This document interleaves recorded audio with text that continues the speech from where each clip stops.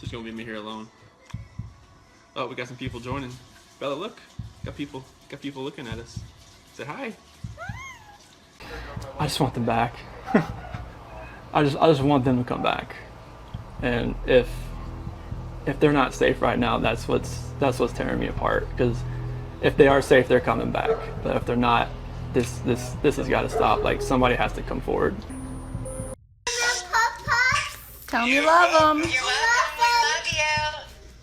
Say love you. Candy. Oh yeah, shoot, that's in here. I just turned the recorder on. Okay. So again, this room is recorded, and video and audio. We introduced ourselves in the lobbies and earlier, so we're just going to do that again real quick. My name is Kevin Kovac. I'm with the Colorado Bureau of Investigation, and we're assisting the Frederick Police Department with this case involving Chris Watts. And this is Tim Martinez, also an agent at CBI. Sir, if you just introduce yourself. Dwayne Kessinger. I'm Nicole's father. Dwayne, what's your birthday? November 3rd, 1958. And home address for you, sir? 8801 West 65th Avenue. What city? And that's Arvada, 8004. And cell phone or home phone, or where? 720-982-4547.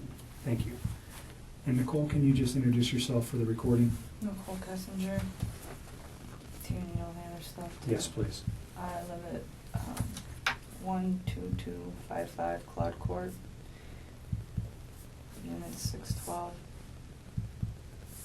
Phone number 720-656-9605. Claude Court, is that? I think we determined it was North Glen, right? Yes. You know your zip code?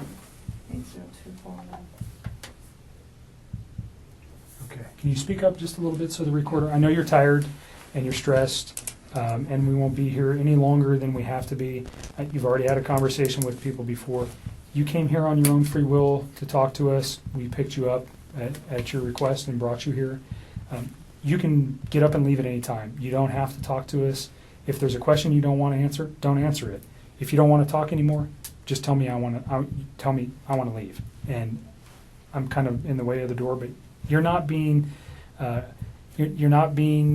interrogated as a criminal suspect. We're here to understand your relationship with Chris and what you know about Chris and his family, and events relating to Chris Watts. And do you know him as Chris or Christopher? Either one. Okay. So the phone number that you reached him on, can you tell me what that number was? I think I deleted that out of my phone too. I just cut him out of my life. It's a 910 number. You guys have it. We gave it to Mark yesterday. Yeah, I probably He'll have it, have but it. just in case. I don't have it If I anymore. recited it to you, would you know it? Just the first three numbers.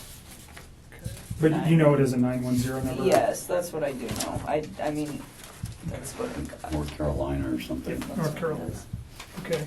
So let's just start with a timeline of your getting to know Chris, how you guys met, where you met, all those things. And let's just run. And I'm not going to ask you specific questions unless I think it's necessary. I'll let you just tell me your story. I think it's a little bit easier that way. So I just want to know how you met him, where you met him, how long you guys were dating, and those kind of things initially. Okay. I think I met him sometime in June, probably early June. It might have been May. It was just talking at work. It was pretty casual. And he didn't have a wedding ring on his finger. And every time I talked to him, he didn't tell me that he was in a relationship. He didn't even mention his kids right away either. And then one day he told me that he had 2 kids. I was like, that's pretty cool.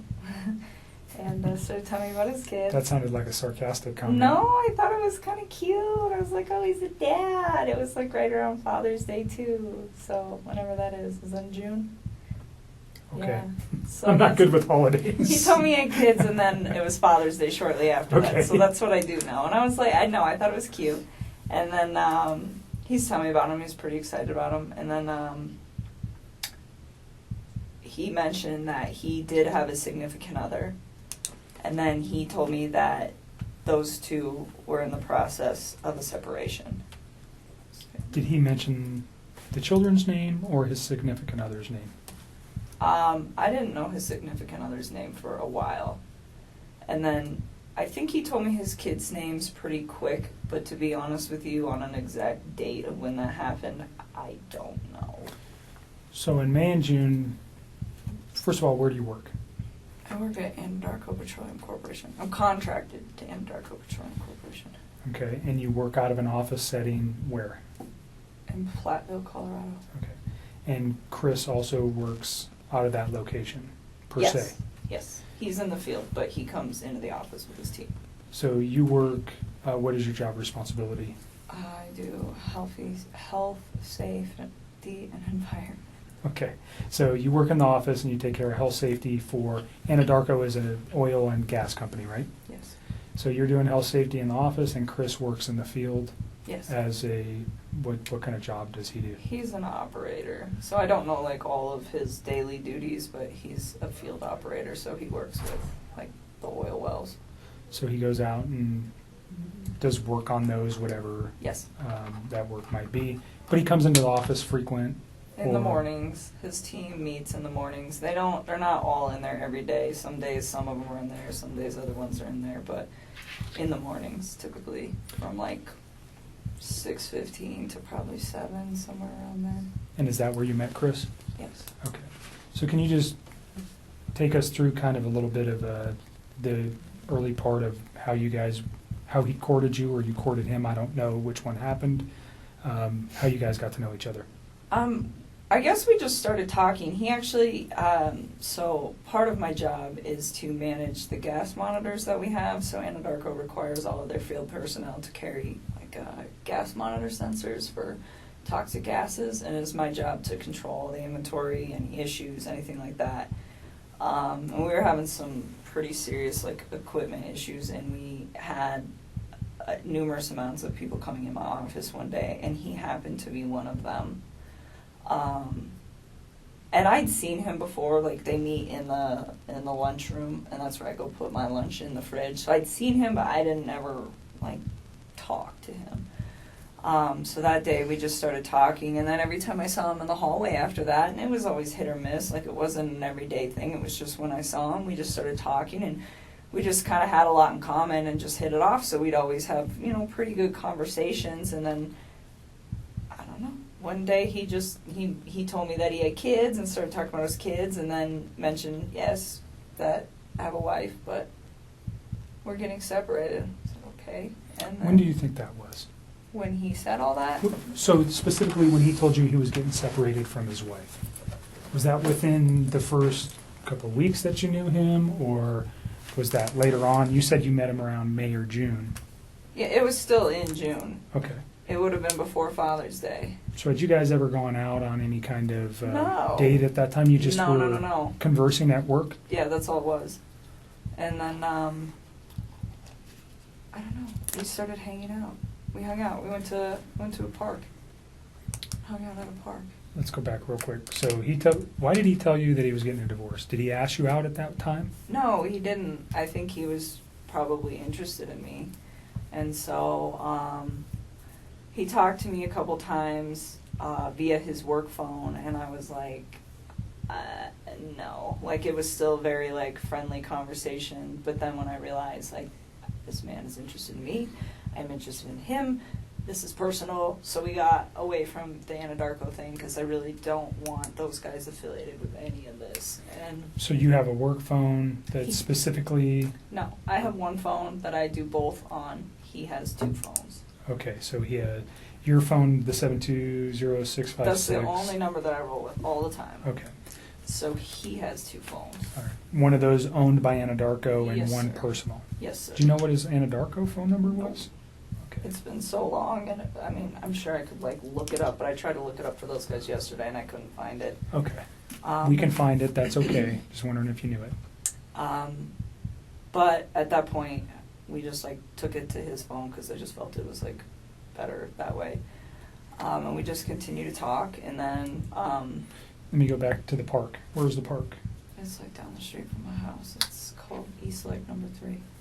your house Yes. in North Glen? Yes. And that was in the June timeframe. Yeah, or like the beginning of July. It was like right around my birthday. It's like so sometime at the very end of June or the beginning of July. Okay. And that's the first meeting you had outside of work. Yeah. Basic conversation for a first date? I mean, we kept it pretty simple, I guess, you know. I don't even remember everything we talked about. We Sure. were there for a few hours.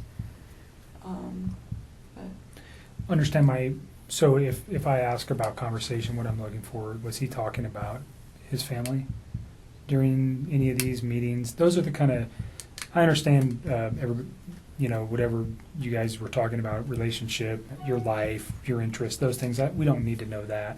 What I'm interested in is knowing is when he brings up his children, when he brings up his wife, when he brings up financial information, when he brings up his home, when he brings up anything that may have been, and it's been a few days, so you've had a chance to reflect on some articles that you may have read, and you know, unfortunately, that you're in a situation where somebody has been murdered. And that information, when you look backwards in your memory with the conversations with Chris, anything that he might have said that would be relative to that, and I'm not just, even if one day he was mad and he said, I want to do this or do that, anything like that. If he ever made any kind of statements that you were like, whoa, that was weird, or why would he say that, or why did he mention that? Do you understand what I'm looking for? No, I completely understand. I just feel like some of this happened so long ago that I can't tell you like the exact words of the exact conversation at the exact time and Sure. place, because it's like we had a lot of conversations. I mean, we talked every single day. So it's So if there's like a- I'm trying to help you guys with the stuff like the stuff that's more current. I can give you guys a lot more like detail and exact times. But when you're asking me about something that happened 6 weeks ago and exactly what was said, it's like, I mean, I'm sure I can give you a general idea, but to be honest with you, like to pinpoint exact words, it's not going to happen. I'm not looking for exact words, just more, let's say 6 weeks ago he said something that triggered with you last night. That's what I'd be looking for. Or something 4 weeks ago. And if you don't remember where it was or the specific words, that doesn't matter. Just he said something that was off the wall, or he said this or he said that, that has caused you a moment to pause and you go, wow, I wonder why he said that. Now knowing what you know today. Do you understand where I'm going with that? I completely understand. And to be honest with you, I mean, there were several discussions that we had about his current relationship and where it had gone and what it had caused. And he talked about his kids from time to time. But the thing is he was never hostile. It was never anything aggressive. Like even when he spoke of his wife and the fact that they were separating, it was never like ill. It was still very kind. It was just like, this is not working, and would explain why, but it wasn't anything out of the ordinary or anything that I think would scare me. And to this day, even after everything that I found out, I still look back at that and I don't see any red lights with the way that he spoke of his family. Okay. Can you just all. describe his overall demeanor over the 8, 10, 12 weeks that you guys knew each other? It wasn't that long. It was like 6 weeks that we were hanging out. Well, I guess we knew each other longer. Okay, but you met him in the office, and just his overall persona, who was he aggressive? Was he mellow? Was he calm? Was he outspoken? Who was Chris? I think he's an introvert. I would consider him to be like a pretty, I don't want to say he's a very reserved individual. I think he's probably more reserved around other people. I think he emphasized to me that one of the reasons that he really enjoyed talking to me is because he felt like he could get out of his shell. He said around most people he just like didn't really feel the need to like talk and converse, and it wasn't just in his home life, just in general. It wasn't something where he's an introvert. And he said with me, it made him feel like he could really just start talking about things that excited him. And I think a lot of that had to do with the fact that we had things in common. So with me, I think he was a little bit more outgoing, but even then, I would still consider him to be an introvert. I mean, not on the extreme end. If an introvert went to like 1 to 10, I'd put him at like a 4 or 5, so on the lighter side of introversion. Pretty even keeled. Yes, like really relaxed, like all the time. He was never really like worked up about anything, just Mellow, chill. easygoing guy. Very much. Okay. And he was that way with you. Did he ever have any kind of? Did you guys ever have arguments? I mean, No. pretty short relationship. No arguments during that time. No. Did he ever lose his temper at any time? Never. You guys never had a yelling match. No. So you never saw him upset or mad. No. And there was a couple times that we had some disagreements on things that as we like further progress into this story, you know, but it was never like I am very calm when I talk to people. It's like extremely rational when I handle situations that there's a disagreement in, and he always was the exact same way. Like always. Like I never stressed anything. I think one thing that actually kind of drew me to him was the fact that he was like very open with communicating with me if there were any like differences on how we saw things or just like open-minded about things. It was actually I personally thought it was kind of unique because usually most of the men that I've ever met are typically very closed off, and I didn't get that from him at all.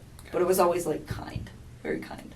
So no sense that this guy had a temper or Not at all. was aggressive, or he never lost his mind and yelled and said crazy stuff or anything like that.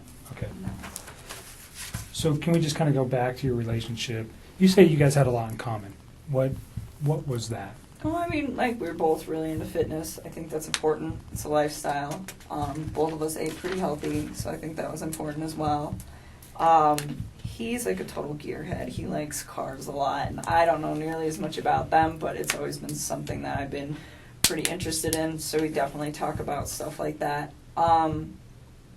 And I guess he was always willing to like learn new stuff, and vice versa. Like I like to travel a lot, and it's not something that he's done a lot, but he seemed like really interested in what I had to share with him, and vice versa. So even if it wasn't something that we originally had in common together, it was just like, hey, I respect what you have to say, and vice versa. So you guys just yin and yang. You got along pretty well. Very well. And no time, he never gave you an indication that None. he was having issues. So during your guys' dating time, did you guys spend most of the time at your place? Always. Okay, always at your place. Or we'd go out, but I told Mark yesterday, he asked me if I went over there, and I told him about one time that I went over to that house. I've been to that house twice, but it was very, very brief, and it was not like an extended stay. I did not feel comfortable there, or like, I just didn't want to be there. It's not my life. Like, that is somebody else's life and somebody else's existence, and I respect that. That's their space. And so I used to tell him, well, come to my house because this is our space. This is my space. And so for me, out of respect just for, like, whatever situation he had going on and the fact that it's not my home, I felt that it was better to be in my place. And I live alone. I don't have any roommates or anything, so it's pretty easy to do that. So during June and July, were you aware that his family was not his? Did you meet his children? Nope.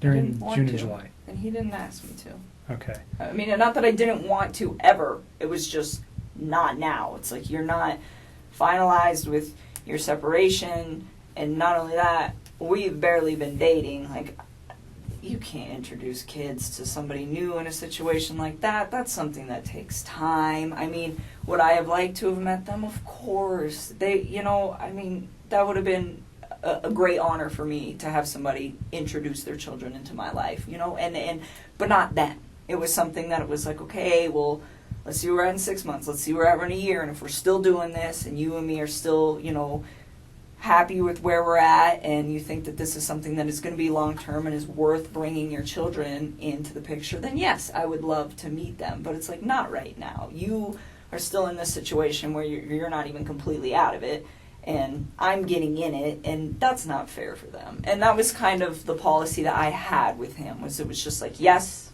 but not yet. So did he ask to introduce you to his children? Not at that time. Okay. I think both him and I were on the same page of eventually, if things went as they should in I understand your guys' relationship. relationship is very new and young. Yeah. So, although it was short just laying everything out helps us understand what actually was going on with him. And Yep.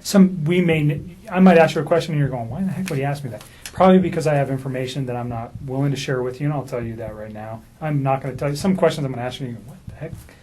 I won't share some information with you. Just it protects you. It protects our investigation. So if it seems weird, there's a reason I'm asking it, That's and fine. it's usually relative to what I know. So don't take offense to it. Again, it's just part of what we need to know. Understood.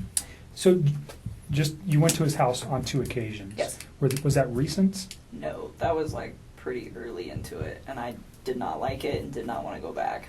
Do you recall where the house was? Yeah, it's like right off the highway in Frederick. Okay. And you know the streets? I mean, I'm sure I could figure it out again if I like really had to. Like off the top of my head, no. Do you know the street name? No. Okay. I would have to like drive around in there to get there. Okay. Did it look like anybody else lived at that house at that Oh, time? definitely. Okay. I mean, So the is that whole what thing. freaked you out? I mean, he told me that he was living in the basement, and he said, we're separated, but we're not divorced, and we're going to get ready to sell the house. And that was the impression that I was under. And I was under the impression that they were taking everything pretty slow with this, with like getting ready to sell the house. I mean, those are big things. So that's what I was informed. And I mean, if you think about it, this whole thing happened in a 6-week stretch. Like, that's not really that much of a time frame. So in that sense, like, it's believable to me. Yes, I went to the house, and the first time I was there, I hung out in their like front living room. I just sat on the floor, and it was on the 4th of July. It was the morning of the 4th, and I was helping him to set up my MyFitnessPal app and like track his food, his calories and stuff, because he does pretty good with the working out and stuff. And he asked me, he's like, "Can you help me just like get this dialed in?" I was like, "Yeah, I can do that." So that he invited me up to the house, and I was already kind of hesitant to do it because I was like, there are other people that live here, and I just felt like it was an invasion of space. And so I went up there, and we just stayed in that front room, and I helped him out with that, and got him all set up with that. And then, he asked me if I wanted lunch, and he grilled chicken and carrots. And then that's all he had. And I was like, okay. So we ate, and then I left. And then there was another day about, I can give you the date-ish. Let me look at a calendar. I think it was the weekend after my birthday. Just a thing on the courtesy for the phone for, what was that guy's name, Don? This gentleman, Oh. Thornton PD. I just met him today. Oh, Do you want to do the phone I forgot today? about that. For TPD? It's not for them. They're doing it for us. Yes. We don't have the equipment with us to do it, and I asked them to do it for us. They're not involved in this investigation. He would just be a computer person. He would not be looking at any of this stuff. That would fall to myself. So keep that in mind. He's not involved in this investigation. Thornton PD has nothing to do with this, other than letting us use their facility and helping us with some electronic download. He's not going to look at your phone right now. He's going to put it on a disc, and they're going to give it to me. Gotcha. I don't know. What do you think? I really want to help you guys. I do. I feel like this whole thing is just going to be crazy regardless of whether I give you my phone or not. I mean, that's kind of how I look at it. Like, it's happening. It's going to happen. Well, the texts Media is just reiterate what gonna- you've been saying all along, so it's not like, Well, they do. That's the other thing, too. I mean, that's kind of a good backup. Yeah, I'll give I it think to 'em. you hit the nail right on the head. There's reasons why we want everything. It validates things that we know. I'm not going to come out and tell you that if you tell me something today, we'll validate it with your text messages, whether it's the ones we have Yeah, now I or the will- ones you're going to give us. I'll give Certainly. it to him. If you want to go get him. I want you to read this, is what I want you to do before you decide that, okay? So the second time I went to that house, I'm not sure what day it was, but it was the weekend of the 14th. Of August? July. I don't know if it was the 14th or the 15th. One of those 2 days. But we had went out and we stopped there just real quick on the way back. And we were there not very long. But that time I saw a picture of his wife and one of his kids. And I remember thinking to myself, like, wow, she's so beautiful.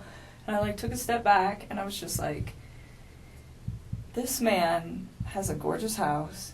He has beautiful babies. He has a beautiful wife. He has an awesome job. Like, why would he want to leave this? And I remember talking to him about it, and that was the first time that I tried to actually say, what do you think about not separating from your wife? Like, what if you really try to work on this? And he had expressed to me that we've tried to work on this, and it's not working, so that is why we're separating. And I spent some time, like, just, you know, kind of, because it almost made me feel bad, where I was, like, to the point where I'm engaging in a relationship with a man who, the way he described it, is in a contractual agreement, but was not in, like, an emotional relationship with somebody. And for me, the way I would have preferred to do this is to have waited till that contractual agreement was also done, and he was done. And he could have approached me and said, I'm just had a divorce, you know, maybe we could take this slow, what do you think? But instead it was, oh, we're separated and we're working on a divorce. And that is the part that I feel bad about, because I should have waited on that, and I didn't. And, you know, I was just like, well, they're already there. So, you know, but then being in a house was just like, why? Fix this. Find a way to fix this. Make it work, you know? And I was like trying to push him to do it, and he seemed pretty reluctant to do it. He didn't want to. And, I don't know, we were still seeing each other fairly frequently, but I kind of like backed away so we weren't hanging out quite as much, and we were still close, but it was just like I really wanted him to try. Like, I wanted to know that he tried and it didn't work, and then he moved on, not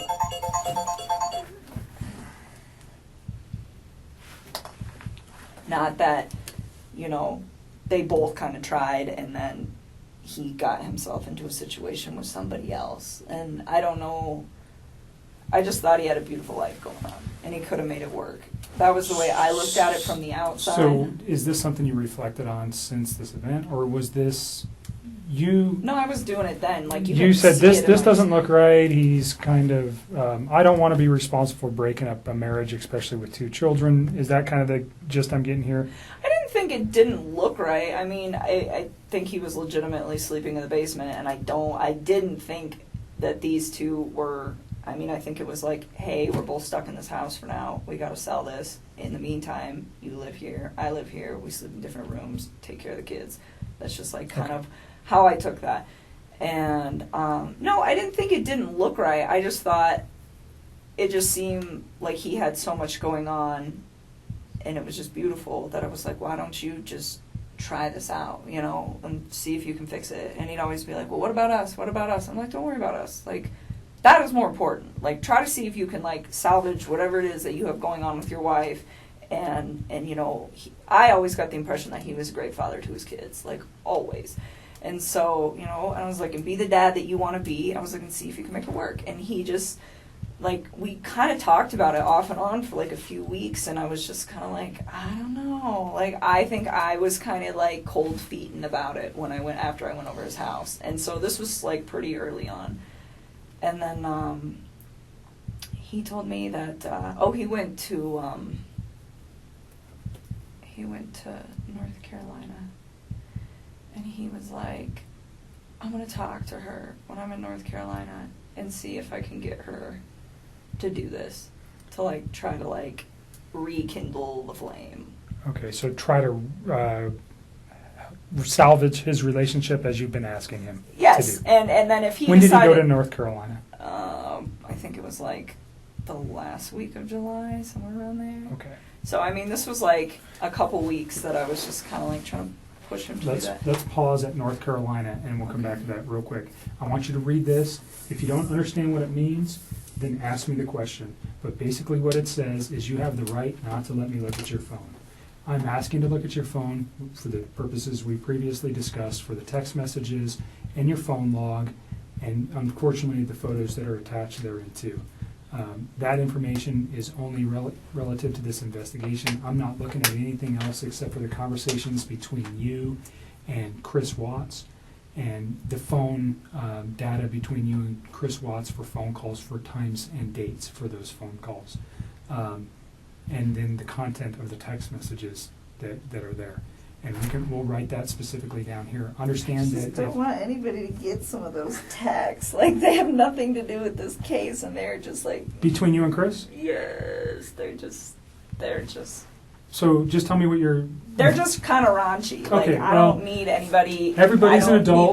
Need that posted like We're not going to somewhere. post it. I don't want the newspapers to get that. That's all I want. The I just only need ones them that to we would not be get looking that. for, again, is the same kind of questions we're getting to here, is things about his children, things about Understood. his wife, the Understood. questioning of, did he ever, has he ever said something to you that might indicate, maybe not then, but now, that there was something like this in his mind? Or, you know what we're looking for. I don't need to come out and tell you that.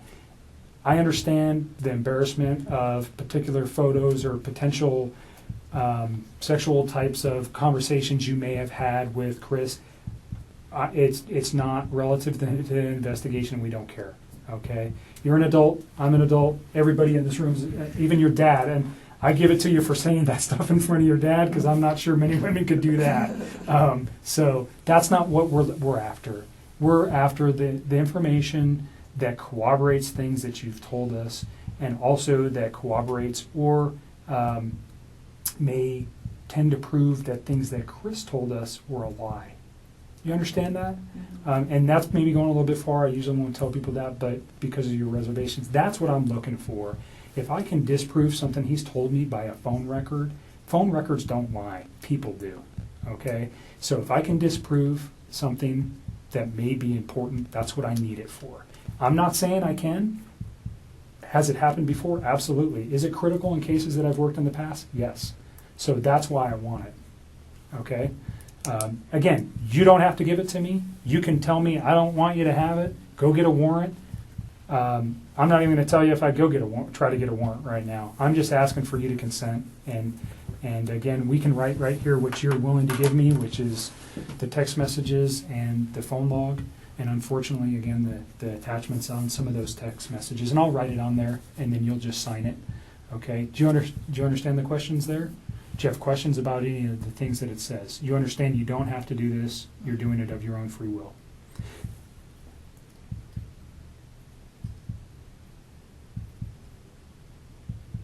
And I know you're tired, so if you want to let your dad read it too, He will. Thank you. That's a good idea. Can you fill it out before I sign it? Yep. And just you read it, and if you have any questions, then we'll put on there what we're after. I'm so hungry.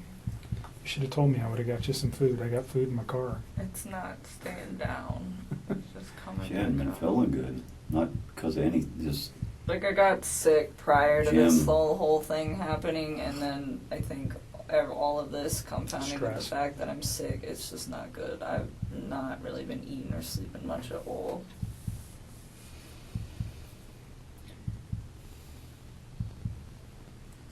yeah. I'm with you. We definitely need to accelerate the case, because the more it takes, the less sure that they are of situations. But on the other end, I think if you do just that only, You tell me what you're willing to provide is that, to me, and we'll is write that it good on. enough? I just want, like, our text conversation, and then, I guess, our phone call records. So I'm going to put So the time and date of the phone call records, and then our text message. Could we get photos of him? Huh? Could we get photos of him? Off of Would that? you mind if we got his photos that he sent to you? Oh, well, they'll be in that text message thing. So all his photos were sent. There was no apps or anything else used No, that you no, guys no, were no, sending. no, It was no. all just text messages. Yeah, Okay. So it'd be an attachment to a text that he sent you. pretty much. But Everything is in the text and the phone call records. so Like, all of it. because we don't have it on tape, we discussed prior to turning the tape on Tuesday, which would have been the 14th of August.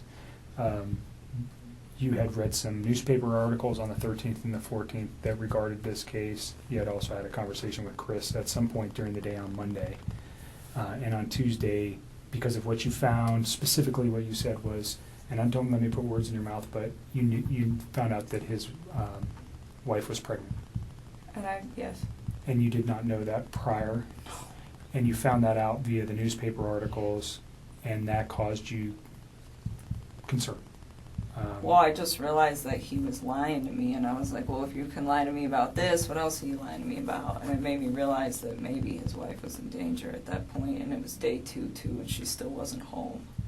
What did that cause you to do with your phone, though? Oh, what, when I deleted those? I was just kind of grossed out by him, to be honest with you. I was just like, I don't know what's going on right now, but you just lied to me, and I don't want to see this come over my phone anymore. So I removed it. So you already said, but you removed text messages? I deleted all of his stuff because he lied to me. I mean, that's what it was. It was the hurt that made me delete it, and then it was the lie that made me start questioning everything else he'd been telling me for the last few days. And that's when you decided to come forward? Yes. Okay. So just for context, Yes. when people delete stuff off phones, usually we go, No, hold on a no, second. no. It And wasn't that's why I malicious wanted, at all. It No, I'm not wasn't saying it's malicious at all. He lied to me. It just hurt. Like, I had never felt like he'd ever lied to me before. And it was a big lie. I mean, Right. telling somebody that you're in the midst of a divorce and then you have a wife that has a 15-week-old baby on the way is a huge, huge thing. And I was very taken back, and it was hurt. And so at that point, I deleted it. I had a few more quick things to say to him, and then I just got rid of him. That's literally what I did. I just cut him out of my life. It would have honestly been like a bad breakup kind of thing. Like, if none of this other stuff would have happened, that's what it would have been. That would have been the end of it. The information was not destroyed because there was anything in there that would be harmful to you or potentially to Chris at this point, but harmful to you in particular. That's not why you did it. No. You did it out of, excuse my language, this guy's an asshole, so I'm getting rid of him, and I'm getting this stuff off my phone. That was like me kicking him out of my life. Okay. And then, like I said, and then realizing that he lied, that was when I was like, okay, maybe his family is in danger and they're not coming back and they're not staying with a friend. Yeah, when did I go over there? Tuesday morning? Wednesday morning. Wednesday. I called you Wednesday morning. That's when we started discussing, you guys need to get everything that, it just, You can understand the importance of, oh, no question, we were, like I said, people lie, phone records don't, and they really help specifically establish dates and times. Mhm. I think we have a very good grip on that in this case already, but there may be a time when we go, we need to know something else, and then we would have it. We don't want to lose it, and that's really what it is for us, is if we lose information that later on we go, man, I wish we would have got that. And we may never even use these. We may never even look at them. But if we have it now, then we don't worry about losing it. So I appreciate you being cooperative and giving it to us. Yeah. So the first thing I wrote was text messages between Chris Watts and attachments. Okay? So, because we're talking about the photographs, unfortunately, that cause you much disdain. And then I am going to put phone log for calls between yourself and Chris Watts. Your phone number is 720. 656-9605.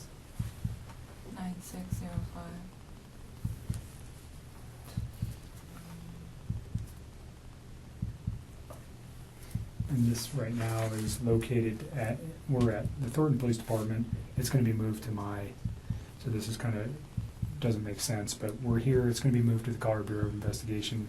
He's going to download it here, but I'm going to take it with me, just so you know. It's not staying here. Okay. They're not going to retain any of this. This comes with me. Okay. Okay?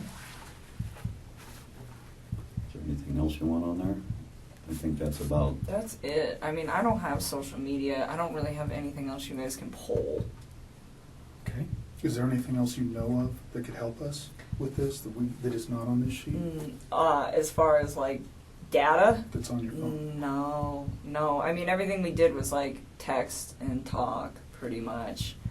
I mean, and like I said, any pictures that I had, like even if you were to restore all my regular photos, there's so many pictures in there, and you wouldn't even know which ones were for him and which ones weren't. But any picture that I wanted to send to him, I sent via text. So if you guys go through the text and the attachments, you will have everything that wasn't said verbally and was done via text. But I think that's it. Like I don't have anything else. As far as like no Facebook, no Instagram, no Twitter, no LinkedIn, like none of it.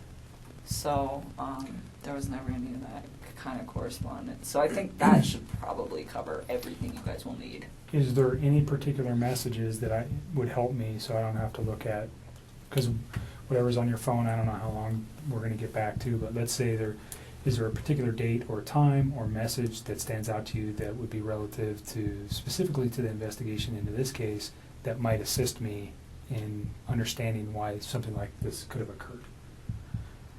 I'm still in shock that this whole thing happened. I Like can imagine. that's why I gave him the benefit of the doubt for the first day, because I was just like, no way. Like I didn't even think about that. I mean, murder was not on the top of my mind when somebody doesn't come home for an evening, especially if they've just like had some sort of like heated conversation. It's like, okay, you guys are separating, you have a heated conversation, you leave for a night. Like I didn't even think this guy killed his wife. I mean, that like murder is on something on the top of my mind when I call one of my friends for 3 or 4 hours and she doesn't answer the phone. Like that doesn't even process to me as like a real thing that is a possibility at that point. And so that's why I gave it a day, and then the second day I was talking to him, he was just like a hot mess, I could tell. And then with like the way he was talking to me, and then that's kind of when I cut him off and I stopped talking to him. And then So remember what you just said, and we're going to get to that because that's probably a very important conversation. So if you want to know So, days, I would probably honestly just start at like Sunday and work your way forward. I mean, all the rest of that stuff, it's just like the small talk of like, hey, this, you know? I mean, And your relationship building through the 6 yeah, weeks. I mean, like, and if you go like maybe like a week further back, like there's times like I was trying to help him find an apartment, like just for him, not for me, but for him and his kids, to get set up. And like there's times where I'm like, well, where's your wife moving to? Like, how close is she gonna be to you? You should be within like 30 minutes of your kids, so they're close. And like, you want to be close to their school and close to your gym, and like, what's your price range? Like, I was helping him get all of this stuff set up, and it was like in a very decent manner. And I don't know if all of that is in text. Some of it's probably on the phone. Like at this point, I've talked to him so much that I don't even know which parts are like verbalized and which parts are texted at this point. But we can figure it out. Okay. You see what I wrote? Text messages between Chris Watts and attachments, and then the phone logs for calls between your phone number and Chris Watts. Those are the two things that we'll ask to be extracted from your phone. So if you're okay with that, Why does it say as removed cell phone data? Isn't that this? that is that, and that's what he's Oh. going to remove, and then that officer is going to fill that out. Gotcha. What is the date? I don't even know what Today is the 16th.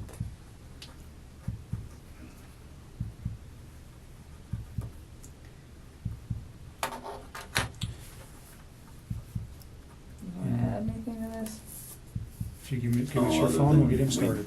Yeah, we want to give you everything, but we also want to be protected in doing so. Is more of the Sure. thing. It's just, And when he's done, we'll give you a copy Is there a of this. password or anything? Like, will it lock up after a Yeah. period of time? Yeah. Right here. that's his notes. And Make sure there's nothing written on the back. Thank you. There's not. I checked before I read it off. Let's go back to North Carolina. Okay. He went to North Carolina and he was trying to rehab his marriage with his wife. He Do said. you he know was- her name at this point? Yeah. Okay. Are you okay saying her name? It's Shanann. All right. And do you know the children's name? Yes, it's Bella and Celeste. Okay. Cece. She went by, they called her Cece. Mhm. All right. So he went to, were they in North Carolina They were already? already there. If you want something. I don't know if my stomach would do that. Yeah, they were already out there. He just flew out there to meet up. Did you know why they were there? They're all from there. Okay, so they were there They for. were visiting her family for the most part until he got there, and then they still were mostly visiting her family. Okay. Did you know how long they had been there? A while, like weeks. All right. And he flew out to join his family there. Yep. Did you know specifically where he flew to? What, airport? No. What city? No, not off the top of my head. Okay. I'm sure if I thought real hard, maybe I could think about it, but I mean, come up with it. No, I don't know. All right. So he goes there. You said it was like the last week of July? I think so. I think it was like one of the last days of July. I'm almost positive. I think it was a weekday. Okay. Yeah, he flew out there, and I thought I had like convinced him to like try to make peace with her, and I was like, if you guys work on this, like, I'm out. Because what's the point? Like, I'm not trying to be with somebody that's in another relationship, which I know that sounds silly given the whole relationship that we had in the first place, but I really was under the impression that they were separating. I mean, it was like reiterated to me so many times that that's what I thought it was. And it made sense to me too because, like, he could pretty much call me whenever he wanted. Like, I was the one that would tell him, like, hey, when your kids are awake, you need to spend time with your kids. Like, do that. And then after they go to bed, like, if you want to talk to me, you can talk to me. But it was never like this super, super restricted thing. Like, sometimes, like, right after work, if I was, like, still talking to him, I'd get kind of bummed out. And I tell him, just like, oh, it's frustrating sometimes, like, having to, like, wait. But at the same time, I was never like, this is horrible, or, it was always like, I understood why. But then once his kids were asleep, he never, like, had any, it was like he could do what he wanted. Do you know what I'm saying? Like, Sure. He was in his basement, and she's upstairs, and they're not speaking. So it kind of made sense. It wasn't like, And you guys are sneaky just at night. texting and. Or talking or whatever, Right. I mean, and it was like I said, it was at certain times, but that time, and originally it wasn't, but it was me that put that time frame on there because I thought he should hang out with his kids. Those 2 times you were at his house, did you see any evidence of that? Him living in the basement?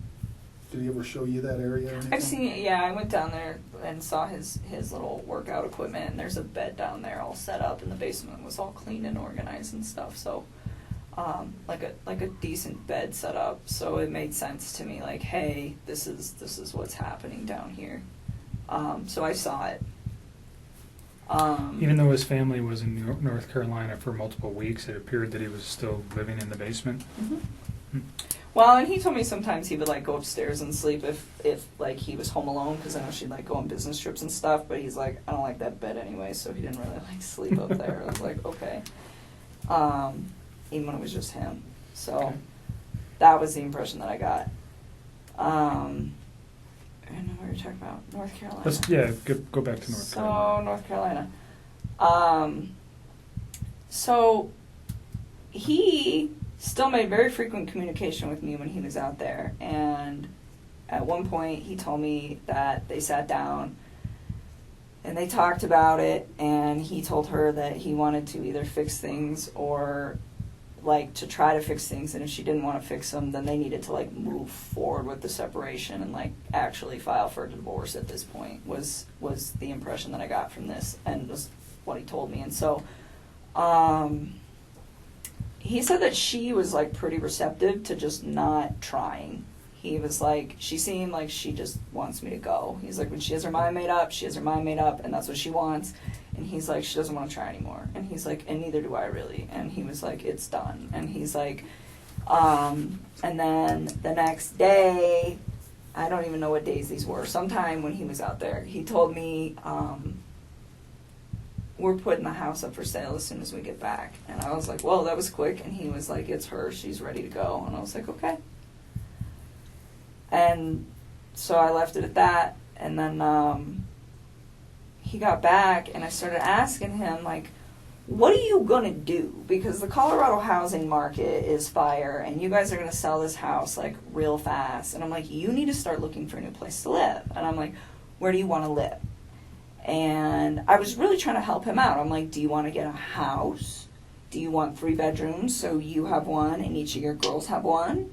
I'm like, do you want to, you know, like do an apartment? Like, what do you want? You know, where do you want to live? Because he's in Frederick, but that whole area over there is just like a bunch of small towns, and you can kind of just pick and choose. Everything's kind of, you know, and so he told me, well, I like Brighton, and I was like, okay. And then he told me he wanted a 2-bedroom apartment, and he said he wanted 1 room for him and the other room for his 2 girls. And I thought it was kind of cute. Like, I remember telling him, I was like, yeah, me and my sister had bunk beds, like, at my dad's house. And I was like, when we were little girls, and me and my sister were the same age apart as him and as his 2 daughters, you know. So I told him, I was like, they're going to love it. I was like, they might be, like, stuck in one room together. I was like, but they'll become, like, best buddies. And it was really exciting. Like, I liked helping him, and I just wanted him to, like, I don't know. This is what he told me he wanted. So I was like, well, I will help you do the research. But another thing that I really took care of was to be like, where is she moving to? I was never like, you know what, screw your wife, try to get full custody. None of that bullshit. It was always just like, you know, I'd ask him, I'm like, well, what kind of custody you guys going to have? Because he at work, they're about to switch his schedule. So right now he's like on Monday through Friday, and they're about to switch these guys to 8 days on, 6 days off. That's tough. That's awesome. And I was asking him, I was like, are you going to have your kids like on that set of days off? I was like, because that would work perfect, like 1 week on, 1 week off. And I was just like, you know, we just talk about it. I'm like, what is your plan? And he's like, we haven't figured out exactly what we're going to do about the kids yet. But he told me, he's like, Colorado's a 50-50 state, and she's okay with everything 50-50. Like, he said that she was, like, on board with this because she wanted it too. Like, she was checked out of this relationship. So that was, like, how he made this sound. That it was, like, a very, like, kosher, we're done kind of thing. Did you ever give him, like, books or articles or anything to read about saving your marriage?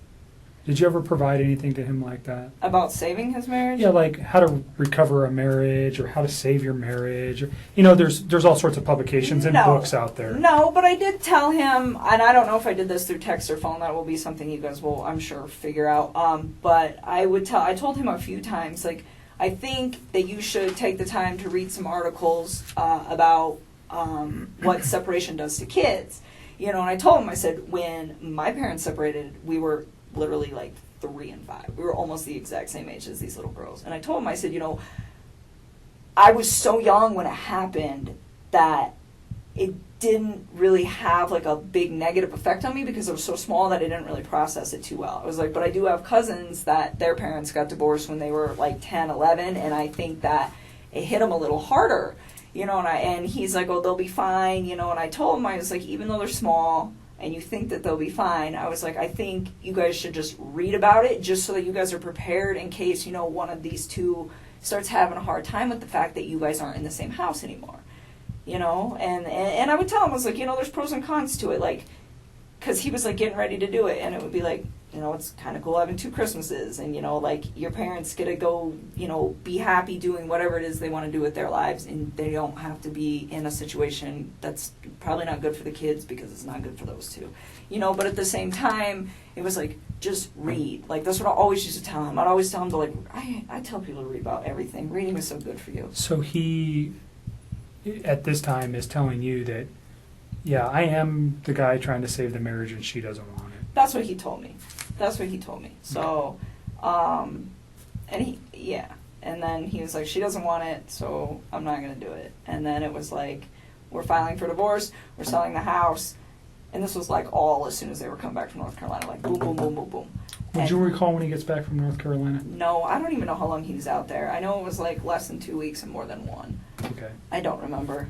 So he comes back early August. Would that be fair? Oh yeah, it was definitely like in the first 2 weeks somewhere. All right.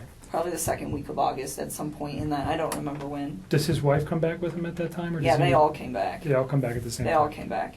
And then, so he continues to just, you know, tell me that this is like what he wants. And so I took the time, and you will see that in the text too, where I like I found this apartment. It was perfect. It was so cute. I was like, it's in your price range. It's like 6 miles from the gym. It's 23 miles from work.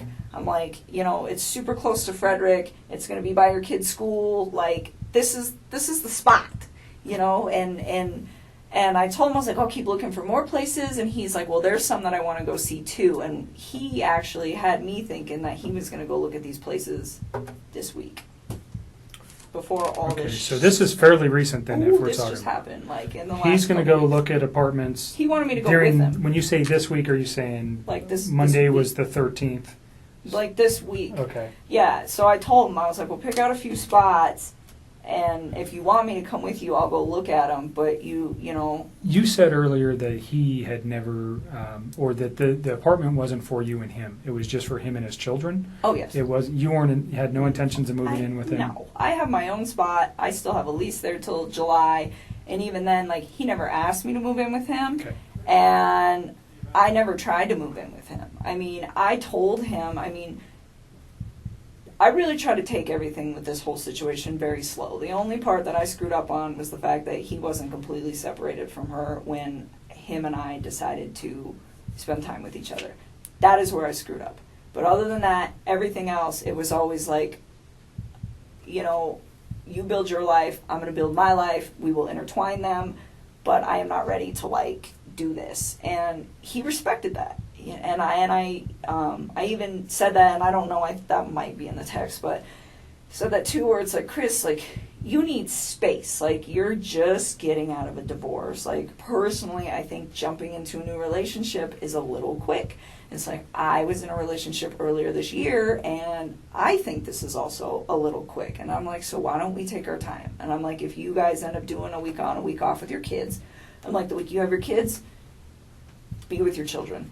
And the week that you don't, I'm like, I don't even want to see you every day. I'm like, I think we should spend a few days of that together. I'm like, because I like my space, and I think you need your space. I think you need your space to develop your identity again and get it back, because I think he's just been so wrapped up in this whole thing that he's got in his own life and his life that he doesn't remember probably what it's like to be single or have time where it's just him. Sure. And so I was just embrace that. I think it's a beautiful thing, and I really try to take it smart with all that. And it was the same thing with his kids. I was just and we talk about things every once in a while where I'd be like, hey, if I ever meet, because I have a lot of house plants. It's a good example. So I have a lot of house plants, and I told him, I was like, one day if I ever meet your kids, I was like, I'm going to show these girls how to paint pottery and plants. I was like, I think they would love to see something grow that they built. I think it would be really, really cute.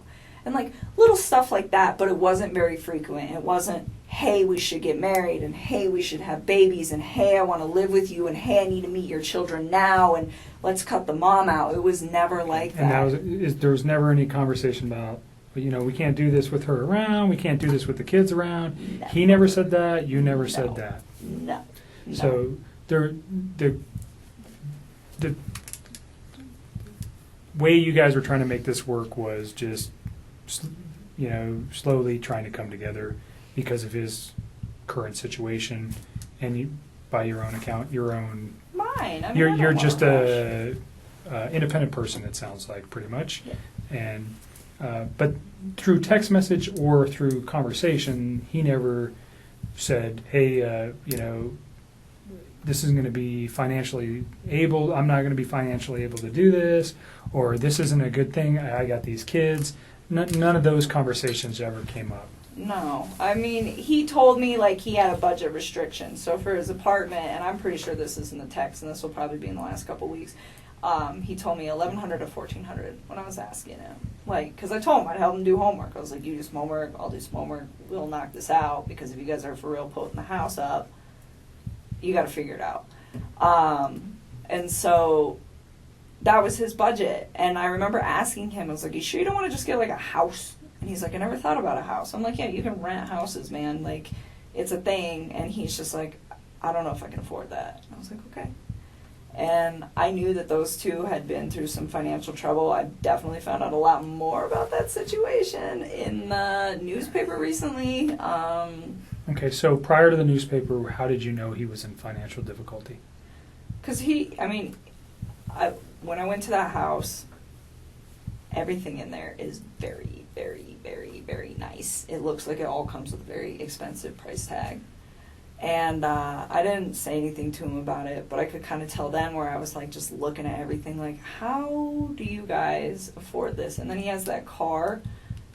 I don't even know how much that car costs, but I bet it's What car is that it? Lexus. I'm sure that thing costs like 80 grand, but just like money. Like everything just looked like it costs a lot of money in that house. You probably have a decent idea of how much money he makes. Yeah, and it's not enough money to pay for all that, not Mhm. even close. Did you have any idea of what Shanann did for a living or how much money she might have made? I mean, I had an idea. I would consider her like a sales rep. I don't know how else to describe that. For the company that she worked for. And I don't know exactly how much she made. He said that she was really competitive and she liked to try to keep up with him. He's like, she gets close sometimes. So I don't know how much those two brought in. I mean, off the top of my head, if I could guess, probably somewhere around like $140K a year. I mean, I don't know. Because I don't know exactly how much he makes. And I don't know exactly how much she makes. But based just off of like what I know about the oil field, like, yeah, I would say that's probably an accurate estimate. So even if they're making, let's just use the figure $100,000, they're living above their means or below their Oh means? my God, like, Way too much. way. Did he ever too- discuss with you any of those issues? I mean, a little. I mean, I didn't know about the bankruptcy or any of that till I read on the newspaper about that. But I think he was really frustrated with the situation. He told me, he's like, I feel like my paycheck goes in my bank account and I just watch it go like this. He's like, but it doesn't have to. He's like, she makes it like that. And I was So just was like, he resentful for that? I don't know if he was resentful. I just think he was frustrated by the fact that they could be doing a lot better financially, and she, from the vibe that I got, had really bad spending habits. So she was a spender. The car hers or his? I think it's hers. Okay. I'm pretty sure that that's hers. Do you know what other car they might have? Well, I mean, his APC pickup truck. And that's it, I think. That's owned by Anadarko, though, right? Yeah. But so I don't think they own any other vehicles as far as I know. I think it's just that thing. And Anadarko doesn't allow him to drive that on his own personal time, right? So he's just got one vehicle. Yep. And it's a very expensive Lexus. And then they live in a pretty expensive house. It's a huge house. Yeah. I was very taken back when I saw it. I was just like, whoa. How And do then you the guys... fixtures inside caused you to pause. Everything was just like... And then you mentioned today you read something about bankruptcy. Yep. What did you read? That those guys filed bankruptcy for a lot of money in... Who are those guys? To that couple Okay. in 2015. Oh, Shanann and Chris Thanks. filed bankruptcy in 2015. Okay. And you said for a lot of money. Do you recall the amount? No, because it was different in each of the newspapers, and I don't know which one to believe. Okay. So, hundreds of thousands of dollars. So, yeah, I So- didn't know that. Let's go just back to him and the financial. He tells you he has a concern enough to at least express something to you that he's frustrated with the way she spends, or he's upset with working so hard and never having any money, and she's kind of the responsibility. She's the responsible party for spending most of the money.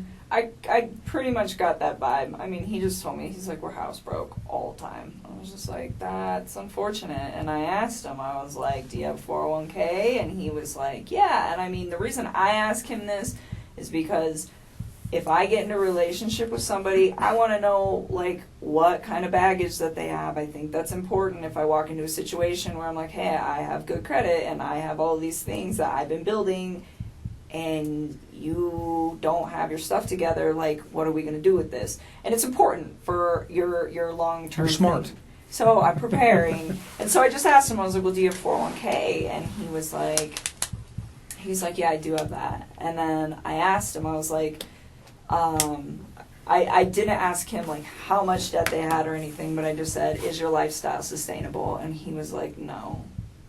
And I was like, how long do you think that's going to take? He's like, I don't know, but it's not sustainable. Where did his girls go to school?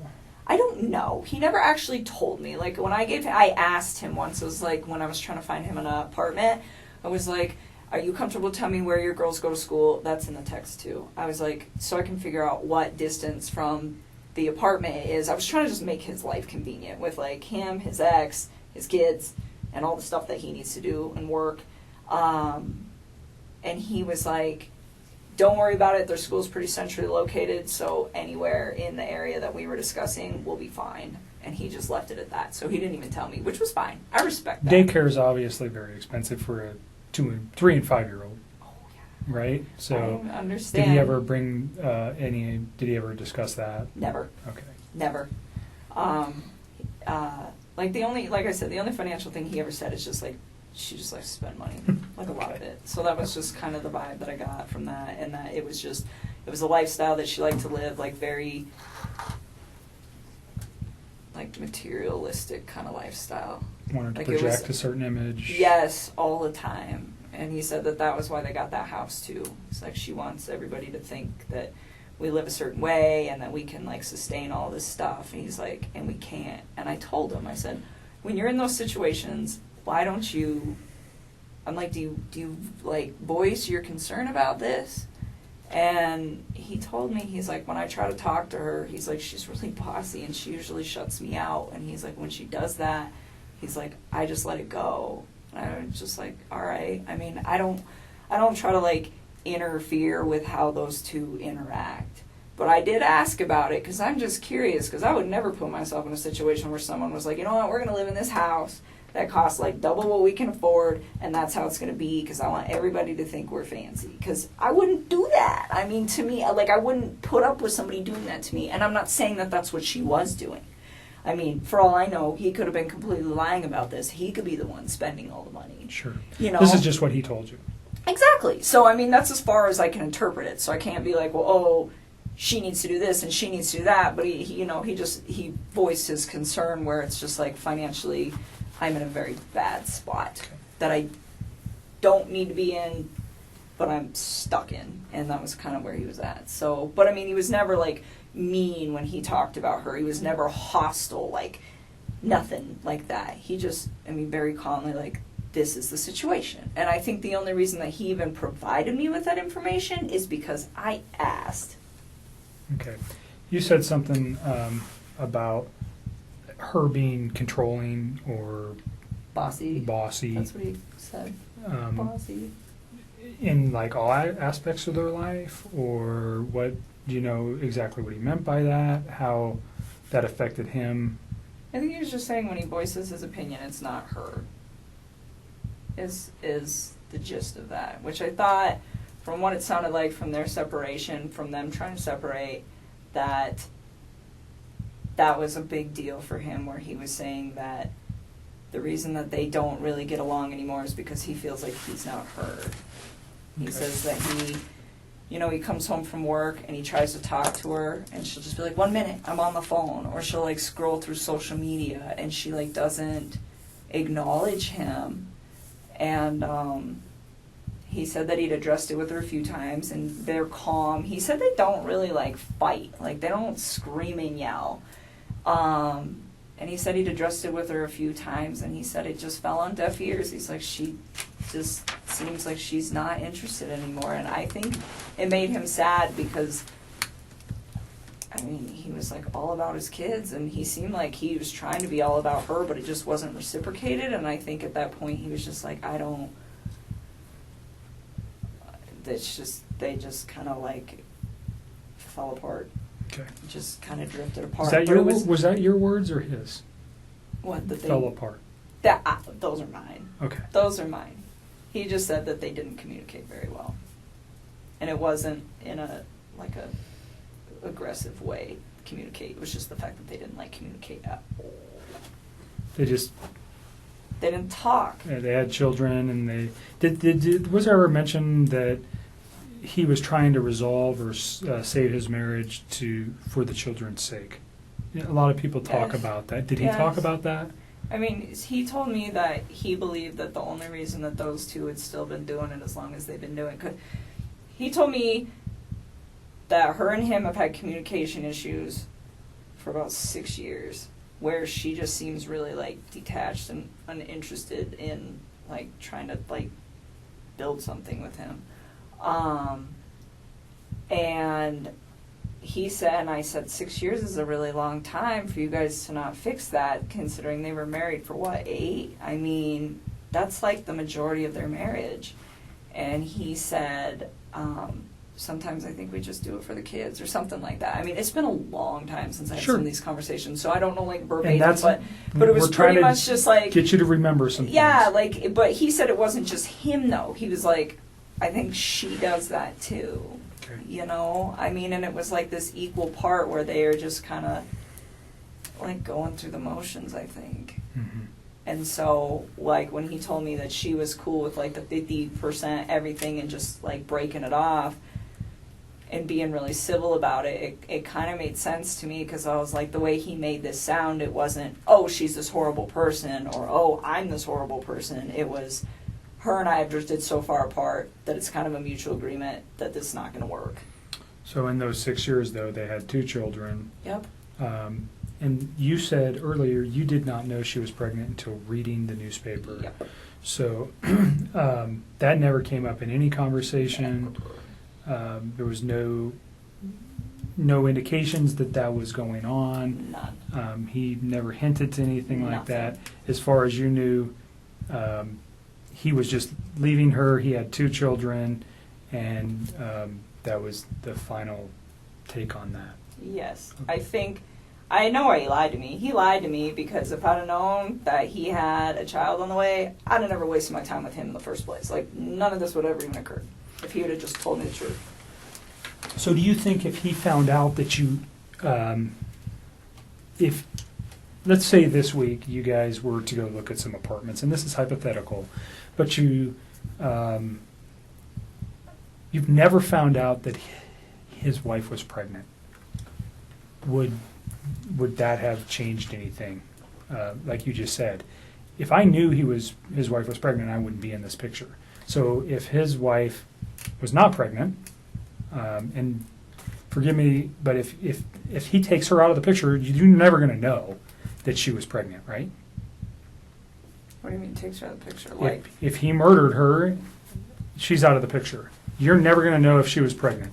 If he can get away with murder, you're not going to. I got divorced from my wife. You say, do you understand what I'm saying here? If she's gone, but this, Don't lead, hypothetically, please. Yeah. Don't lead hypothetically, on. if she, Okay. you understand where I'm going. If Right, you but you're- didn't know, You're leading into Right. questions that are nothing with your, if you didn't know though wait, Nick, that she was there, did you hear what I said? I'm following you. I just want her to answer a question that relates to, she said something that's important, that if he didn't have a child on the way, or if she didn't know that, she would have continued the relationship, right? but he killed his kids. At what point does he think that I'm going to be in a relationship? I'm not talking about the children. I'm just talking specifically about her. If you only knew, if the kids were still here, and he called you and said, "I'm divorced from my wife," and he gets away with this, do you understand what I'm thinking from his aspect? I still wouldn't do it. I still wouldn't do it because I'd be like, where did she go? Okay. Because I'm under the impression that she's a really good mom. Like, he never bashed her momming skills. Like, no, I wouldn't, no. Okay. No. And you see where I'm trying to take that? Yes. So you guys never had a conversation about the child, period. I didn't know Okay. at all. All right. And by your words, if you did know, you would have ended the relationship. Well, because it wouldn't have made sense to me that he's like, I'm getting separated. Oh, by the way, I have a baby on the way. It's like, That's 15 weeks. you are a liar. You're just trying to sleep with me.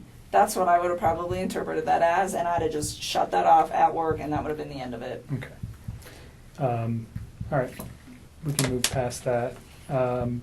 The week that he comes back from North Carolina, you don't remember, somewhere in the first couple weeks of August. Yeah, I think it was the second week, but I don't remember off the top of my head. So we'll just use August as a time frame. Is that fair? Because you know he left in July and he comes back in August. How many times do you think you see him? I saw him a few times. I saw him this past Saturday. I saw him the Wednesday before that. And he wanted to see me more. I was the one who wanted my space. I was like, nope. your kids are home. Go hang out with your kids. And even on Wednesday, I cut it short. Like, he came and hang out with me for a few hours, and then I was like, go chill with your kids. I was always like, Do really you respectful know of their space. specifically where you guys went? Did you meet at your house? Did you guys go to any restaurants? Did you go to establishments? Where'd you go? Last Wednesday, he came to my house, and this past Saturday, we went to, what's the name of that bar that we used to go to? It's not the same, the Lazy Dog, but it's the one off of 144th and I-25. I think it's 144th, up there. And it's the Lazy Dog? Yes. Did he ever mention a Rockies game that night? No, I don't think so. But there was a, the Broncos were playing, Okay. which we couldn't see because they sat us in really crappy spots. But it's okay because it's preseason. But So do you recall what time you went there? no, I remember. Well, kind of. So he had to get a babysitter that night. Do you know who that was? Somebody who's really young. I remember I asked him who his babysitter was, and he's like, "We have two. This girl's only 17, but the other one's out of town, so this girl's gonna stay, and she doesn't do overnights, so I gotta be back by 10." And I remember her saying that, and him saying that, and I don't know what time he got to my house. It was between, I want to say like 5:30. It might have been 5, but I don't think so, because I think the babysitter, if I remember correctly, showed up at like 4:30 or something, and he was like, "I want to spend time getting my kids acclimated to her, and then I will come." So his children didn't even know her. Oh no, they knew her, but he was saying like he likes to like stay there for a little while he doesn't just like walk out the door when Okay. they show up. It's like a transitional thing. And so that's why I'm saying I don't know how long it was. I want to say like 5:30, and then he had to be back by 10, so he left at like 9 something to be back by 10. So he probably picks like- you up. What was he driving? No, he didn't pick me up. He came to my house. We drove my truck. Okay. So he gets to your house. You know what he was driving to get to your house? Off the top of my head, I don't remember. I'm pretty sure he usually drives that Lexus, but he doesn't always park it in my complex because the parking, there's not good spaces. So where you guys pick me up at, a lot of times he'll just park out there because there's room. Okay. So that kind of works so that because there's just not a lot of room in my apartment complex. But off the top of my head, I don't know what he was driving. What kind of truck do you drive? I drive a Toyota 4Runner. Okay. So you guys take your 4Runner to the Lazy Dog. Yep. And you said they sat you in crappy locations. It's Where just a where bad were seat. you inside We the were, bar? when you walk in, you just hang a right, and we were like one of the first two booths on the right when you walk in the door. Okay. It's just not it's a good spot, but just not for the TVs. And we actually went to the other Lazy Dog. We went to the one that you and me go to. Where's that at? Federal and 100 and 20th. it's 120th and Federal, and we went there, and they have a different menu, and I was like, I don't want to eat this food, so we should go to the other one. So initially you go to the 120th Yes. location. Did you And- actually get seated? Kind of, sort of. They were like cleaning off a table, and we were standing there, just kind of looking at the beer menu and the food menu, and I was like, I don't want this, and so we 6 left. o'clock? Probably somewhere around there, 6:30, and then we left and went to the other one, and we ate dinner. And you're in like first or second booth right to the right of the door. I'm just asking because if they have video, we want to be able to verify that. So that's why it's important. And you're there for how long? I don't know. Probably we didn't stay for dessert, so I don't know. How long does the restaurant take? Like an hour and a half? I don't know. I've never been to the Lazy Dog. I don't know, probably about an hour and a half, and then we went back to my house for a little bit, hung out at my house for a little while, and then he had to leave, and then he left. Do you recall what time he left? Off the top of my head, no. I remember he was like gonna be late to be back at 10. I think there's a text message where he starts texting me when he's home at his house. Okay. So you can probably figure that out. And I remember I texted him back and I was like, damn, that was quick. Or wow, that was really quick. He's like, yeah, I even had time to stop at the ATM or stop at the gas station, stop somewhere to get money to pay the babysitter. Okay. And I was just like thinking like, well, that was really fast. But I think he was still like a little late coming back, but nothing too drastic. So he probably left my house like somewhere around 9:30ish. All right. And you go straight home. He texts you. Well, I was already home. Right, no, he texts you. He goes straight home from your house and he texts you that he's home. Mhm. So that should be in your text message. It should be. I'm pretty positive that was not a phone call. I'm almost positive that was a text. Sometimes I get them flip-flop or I don't remember, but That's sometimes okay. I know. I'm pretty sure that one was a text. Saturday, during your dinner, what kind of conversation did you guys have? I don't even remember. So he's been trying to like eat a little healthier than he normally does, and he's always like been in the working out since I knew him, and he like tries to eat clean, but he was trying to like step it up a little bit, and nothing like the people who do like the competitions and the shows that are all super restrictive. I mean, it's nothing like that. It's just like day-to-day general maintenance, but it's how I eat, and it's pretty healthy. And he's been losing a lot of weight. He lost, I want to say like 13 pounds in the time that we were hanging out. And honestly, when you start eating a little bit cleaner and you start working out a little bit harder, the first couple months, especially for a man, because they lose weight faster, it's not something that's like that drastic to me, but it did stand out that it was like a little much. And so I was like, whoa, like maybe you're not eating enough macronutrients. So let me look at them. So he had been working on his MyFitnessPal app and like programming like all the stuff he eats. And I just started going through them and I was like trying to figure out like where his ratios were. And we actually spent a lot of time doing that because he'd asked me to do it for him. Because I just was at the point where I was like, if his weight loss slows down in a few weeks, he'll be fine. And if it doesn't, then his macros are a little off. It's not like that big of a deal like in the workout community. This is like a very normal thing. But Did you have any other outside concerns, like potential drug use, alcohol use, any of that stuff that led you to go, oh, he's lost an extreme amount of weight in such a short period of time? No, and I wouldn't call it extreme. It was just like, it was a lot. But I mean, when I first started working out, I dropped like 12 pounds in 2 weeks when I first started like hitting it hard with the diet. So the fact that he lost like that much weight, it wasn't, like I said, it was not a surprising amount. I just didn't want it to be like a sustained amount.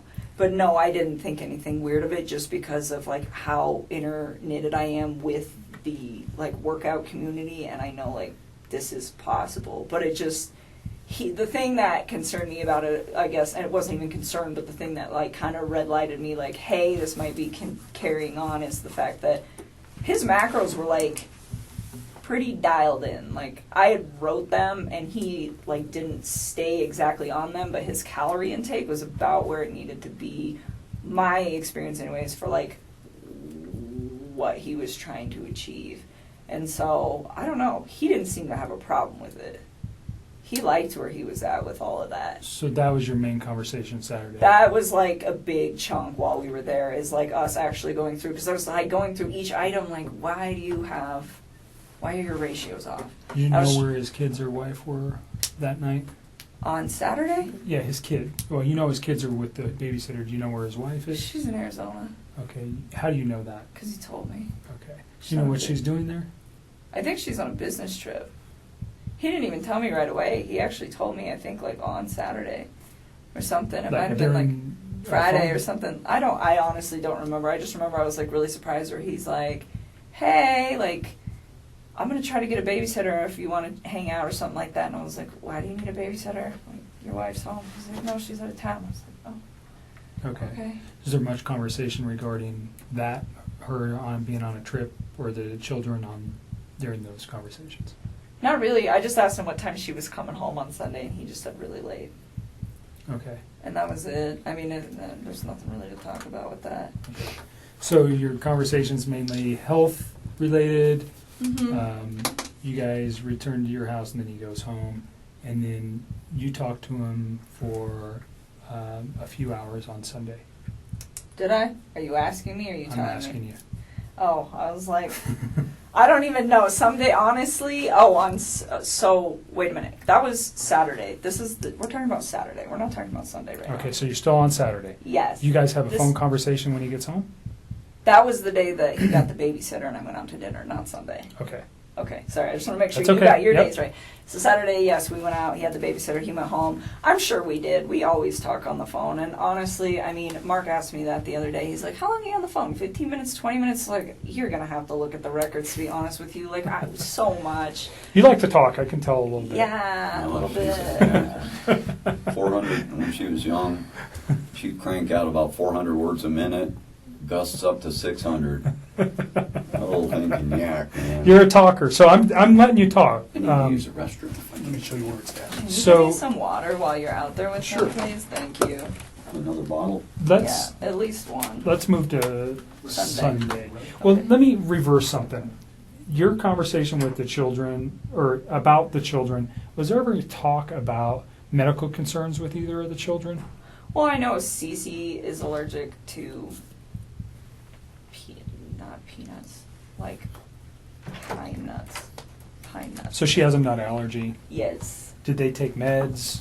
Yeah, I know that she had like an EpiPen, but as far as I know, she didn't have any meds. But I never asked. Like, I was just told like she has a pretty severe allergy, and Enough to carry an EpiPen, that's pretty severe. yeah. While we're on this, so when he was in North Carolina, this is all like hearsay now because it's like this is not a conversation. Like, he's telling me this stuff, but who knows exactly what happened. But he went out there to go see his family and her family. And while he was in town, before he went out to North Carolina, I guess his mother had accidentally, like, not exposed her to something with nuts, but had, like, given a product, I think it was like ice cream, to a different kid that could have traces of nuts or something. I don't know. But it was like his daughter was fine, but she was, like, in the range of contamination. And I think his wife was very upset about that. And when he got to North Carolina, he told me that he was supposed to spend like half time with them, half the time with her family, and that was supposed to be what it was. I don't know. But he said that he went to go see his family and they weren't answering the phone for like a day or two before he went out there. And then when he got there, there was a note on the door that said, son, if you step by, we're at the beach. And they ignored him for like most of the time that he was out there. And His own family? yes, his mom, his dad, and What do his you- sister. What's the significance? Do you know why? Yeah, he said, and again, I don't know what is true with this man anymore and what's not, but he told me that, like, leading up to it, I was like, well, why are your folks, like, ignoring you? And I was, like, really concerned about this. Like, every single day he would talk to me when he was out there, and I was like, you talked to your family today? You talked to your family today? Did you talk to your dad? What happened? Did you talk to him? No, I didn't. Or, yeah, I talked to my mom. Well, what'd she say? Are you going to hang out with him? Like, I wanted him to see his people because it's important. Family is an important thing. You know, it just needs to function properly. And Sure. and so I was like, well, and he was like, well, they're ignoring me. And I was like, what do you think happened? And he was like, I'm not really sure, but I think something was said between my wife and them during that incident. And he's like, because The every time peanut yes, or that fruit happened nuts. before he got there, yes. And he's like, because every time that I try to, I talk about possibly going over there to see if they're home, she gets upset about it. And I was like, okay. And he told me that his mom and his wife did not get along at all. He said that his mom didn't even show up to his wedding because she's like really did not care for Shanann. So again, I don't know what's true and what's not, but I just know that there was like some tension there. Mhm. And again, like that part is like, I feel like it's almost third party, so that's why it's Sure. like I didn't even Well, but bring it up came the from other him day. to you, so it's not. It is something that is whether it's important or not, we can validate that. I'm sure we will be having some conversations with family. You know, what does it mean? I don't know. But Yeah, I don't know either, but I just know so like, maybe she, I don't know. well, and then he ended up seeing them on the last like full day that he was there, and they told him supposedly that she had gotten really upset and had screamed and yelled in front of Chris's sister's kids that are very young, and to his mom and to his dad, and said like, you're never going to see Chris again, you're never going to see me, you're never going to see the babies, and just like threatened them, and then like walked off. And I guess that was the incident that happened prior to him coming out there, and then she didn't tell him about it. Mhm. She just like let it go, and then he just spent all week trying to figure out why his family was like Mm. not trying to be involved. Gotcha. So again, I'm not sure. That was like it just feels really third party, so it's hard for me to like talk about because Sure. like, I don't know how That's okay. much validation. So there is and all that. beyond the nut allergy for CC, did you know of any other? Did she take meds that you know of other than carrying an EpiPen? His kids or his wife? No, his children. No. And now, well, if you know anything about his wife's medical conditions, if she had any. No, I've like read in the newspaper they keep saying, "Oh, she had medical conditions," and I'm like, "Is that a misprint? Are they talking about CC, or is that just something else I don't know?" So you don't know anything about Nope. Shanae having any kind of medical problems? Nope. Okay. Covered Saturday. So there's a phone call Saturday night, actually, from, it can't be Saturday, it had to be Sunday. I wrote that down quickly. Sunday night. Is there anything else you think, let me just back up, from the Saturday where you guys had a meal at the Lazy Dog to prior for the 6 weeks that you guys were serious? And although your dad's here and I think you're probably pretty comfortable, your relationship with Chris was, can you describe your relationship? I mean, when he was with me, I considered it to be fairly healthy. It was open communication, and it was what I thought was honest, and it was very calm. It was respectful. We got along really well. He gave me my space when I needed it. I gave him his, and anytime like he wanted to take care of it, like anytime that his kids could be in like his life for hours or days or whatever, whenever they were home, I made sure that I wasn't a presence in his life so that he could be the best dad that he needed to be. And I mean, I thought what we had, it was very comfortable for me. I enjoyed it. I think he did very much as well. You guys, 6 to 8 weeks, 2 months, whatever it was, you guys have an intimate relationship during that time. Yes. Okay. So you're pretty serious. Did he ever tell you that he loved you? Yes, he did. Did you ever tell him the same? A couple times. Notwithstanding that today, because those thoughts may have changed for you, but on, let's go Sunday into Monday or Monday, did you still love him on those days? I think it was something where it was like I said it a few times and I meant it, but he definitely felt the urge to say it to me a lot more than I did to him because it was just all very new to me, and it was like, take your time with this. Like, you don't need to like rush that, you know? Like, I remember when he was in North Carolina and he was like trying to patch things up with his wife and he told me he loved me, and I was like, don't say that to me. Like, please go try to fit. And I mean, and that might even be in the text too, where it's like, don't say those words to me and then go try to make peace with your wife and lay in bed with another woman. Like, just don't do that. And I was like, it's not that I don't appreciate what you're saying to me. It's like, it just didn't sit right for me, you know? So I just feel like... Almost like an insecurity where he had to say that to you? Or? I don't know. I think he like... looking back at all this now, I don't think he was trying to fix things with her. So saying, I love you, to me, seemed like probably something that he genuinely meant. Like, I love this woman. And regardless of where he was going to end up that night. But to me, in the way that I was perceiving things, he had told me that he was trying to fix things with her. So it's just like, this is an inappropriate time. And I wasn't mad at him. And I'm pretty sure that's in the text too, where it was very like calm, but it's just like, it's almost disrespectful, where it's like, please don't. I'm like, you know, if we get to that point where it is you and me, like, yes, you can say that, but not then. Like, that's... So you thought he was very genuine when he said that? Yeah, I did. I mean, and he wrote it. It's in all those cards I gave you. Not in all of them, but Okay. like the later ones. And Thank you. when you said it to him, you said you meant it when you said it? Yes, I just didn't say as frequently as he said it. Like, sometimes he would say it, and I was just like, for me, it was still like very, very new, so I kind of like took my time and only said it when I was just like, this is a really important moment. So you got, I mean, in the short period of time that you guys were together, he Yes. became very attached to you. Yes. Very, I very mean, he's attached. sending cards. Flowers. He's telling you he loves you. He sends you flowers. Does he buy you any other gifts? Nope. I wouldn't have wanted them anyways. Flowers is enough. You can't. I don't need expensive stuff. Okay. But he becomes very attached to you. Yes. You guys are talking multiple times a day, at least. You're All the time. You're seeing each other on a regular basis. Yep.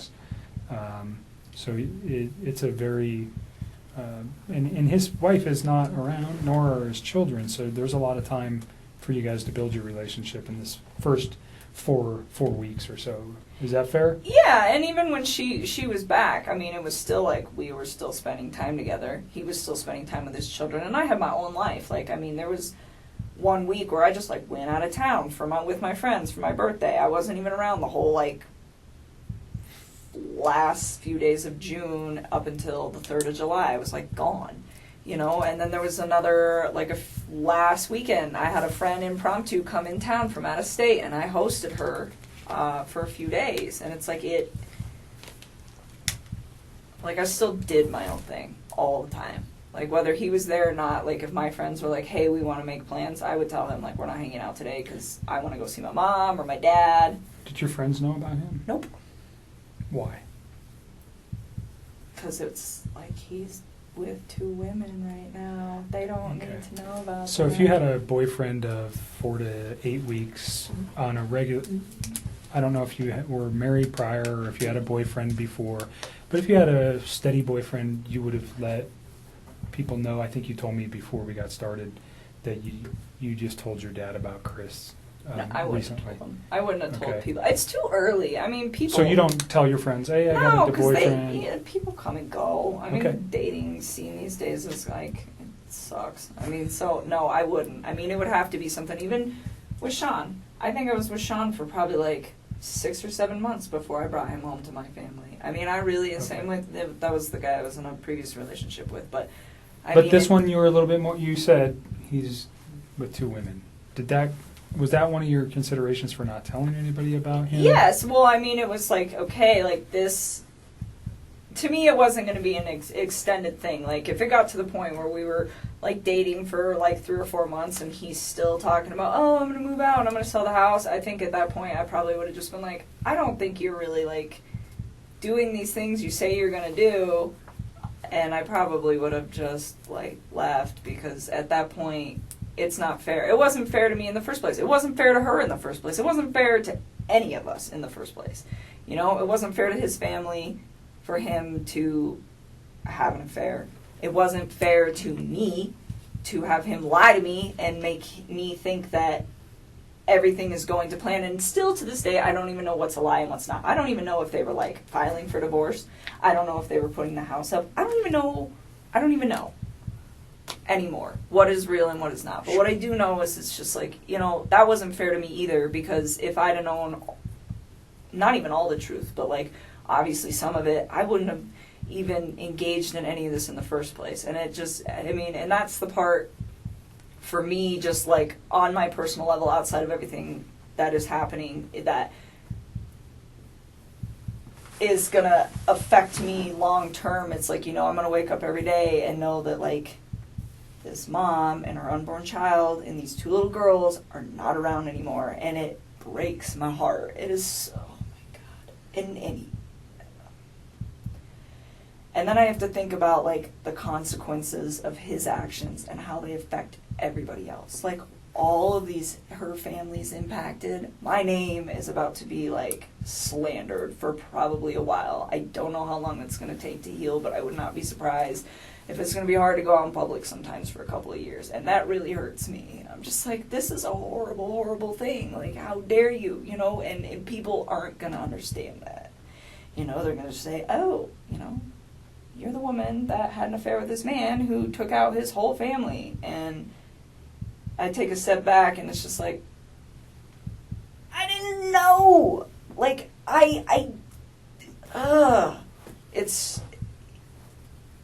he's so disgusting. I'm so ashamed of him and everything. And I just, oh, those little girls. They're so little. They're so little. We talked We talked a little bit earlier about getting some help for these things, and we can provide that Okay. at really no cost through the Oh, state. one more we just want to make sure there's resolution. Absolutely. That's why we come to you guys to Yeah. And pound it down hey, until there's I'm nothing left. sorry that you're talking again today. I really am. I don't want to put you through any more trauma than you've already been through. There is reasons for everything that we're doing today and I know. what occurred. And I'm sorry. I genuinely am sorry. These are not things that we like to do twice. It's the same thing with other types of victims from other crimes. We want to do it once and we want to be done. Unfortunately, we didn't know yesterday what we know today, and that's why we're here, because we need this video. And I am sorry, because I know it's hard to talk about it. God, But it's so sad, and she's pregnant. And you know, on our end, we God, and didn't. they're so cute. They're so little. Like, why? Why? How? I don't even understand how you could like bring yourself to do that to somebody who's like that big.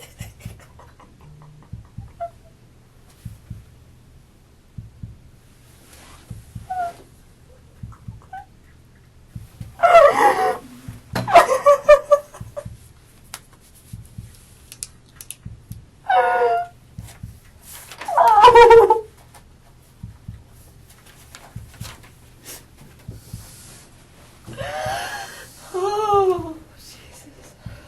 take a minute. Do you want to step out for a minute? No, I just need to chill with my eyes closed for a sec.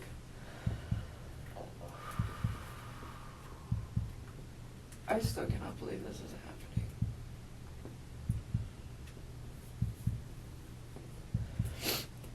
Alright, let's keep going, because we're just Let's- getting to let's- like the meat of this whole situation. Let's get to the phone call on Saturday from 9 to 11. What did you guys, or pardon me, on Sunday from 9 to 11? Yeah, we talked a few times. So, Sunday, I think so. I need to think. I can't even think. Take a couple breaths and take a second.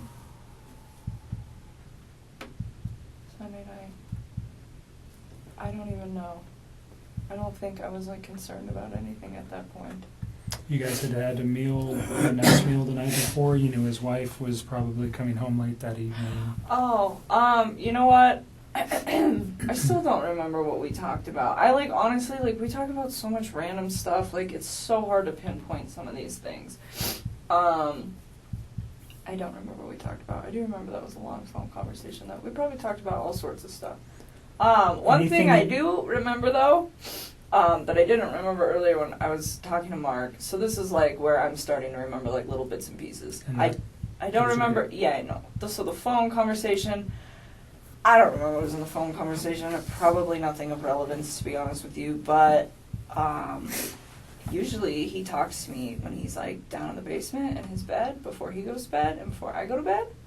And I could hear the TV on, which I thought was kind of weird. I didn't ask him. I just heard it in the background. And I remember thinking, and it was like right before we got off the phone, I was like, why the hell is he up?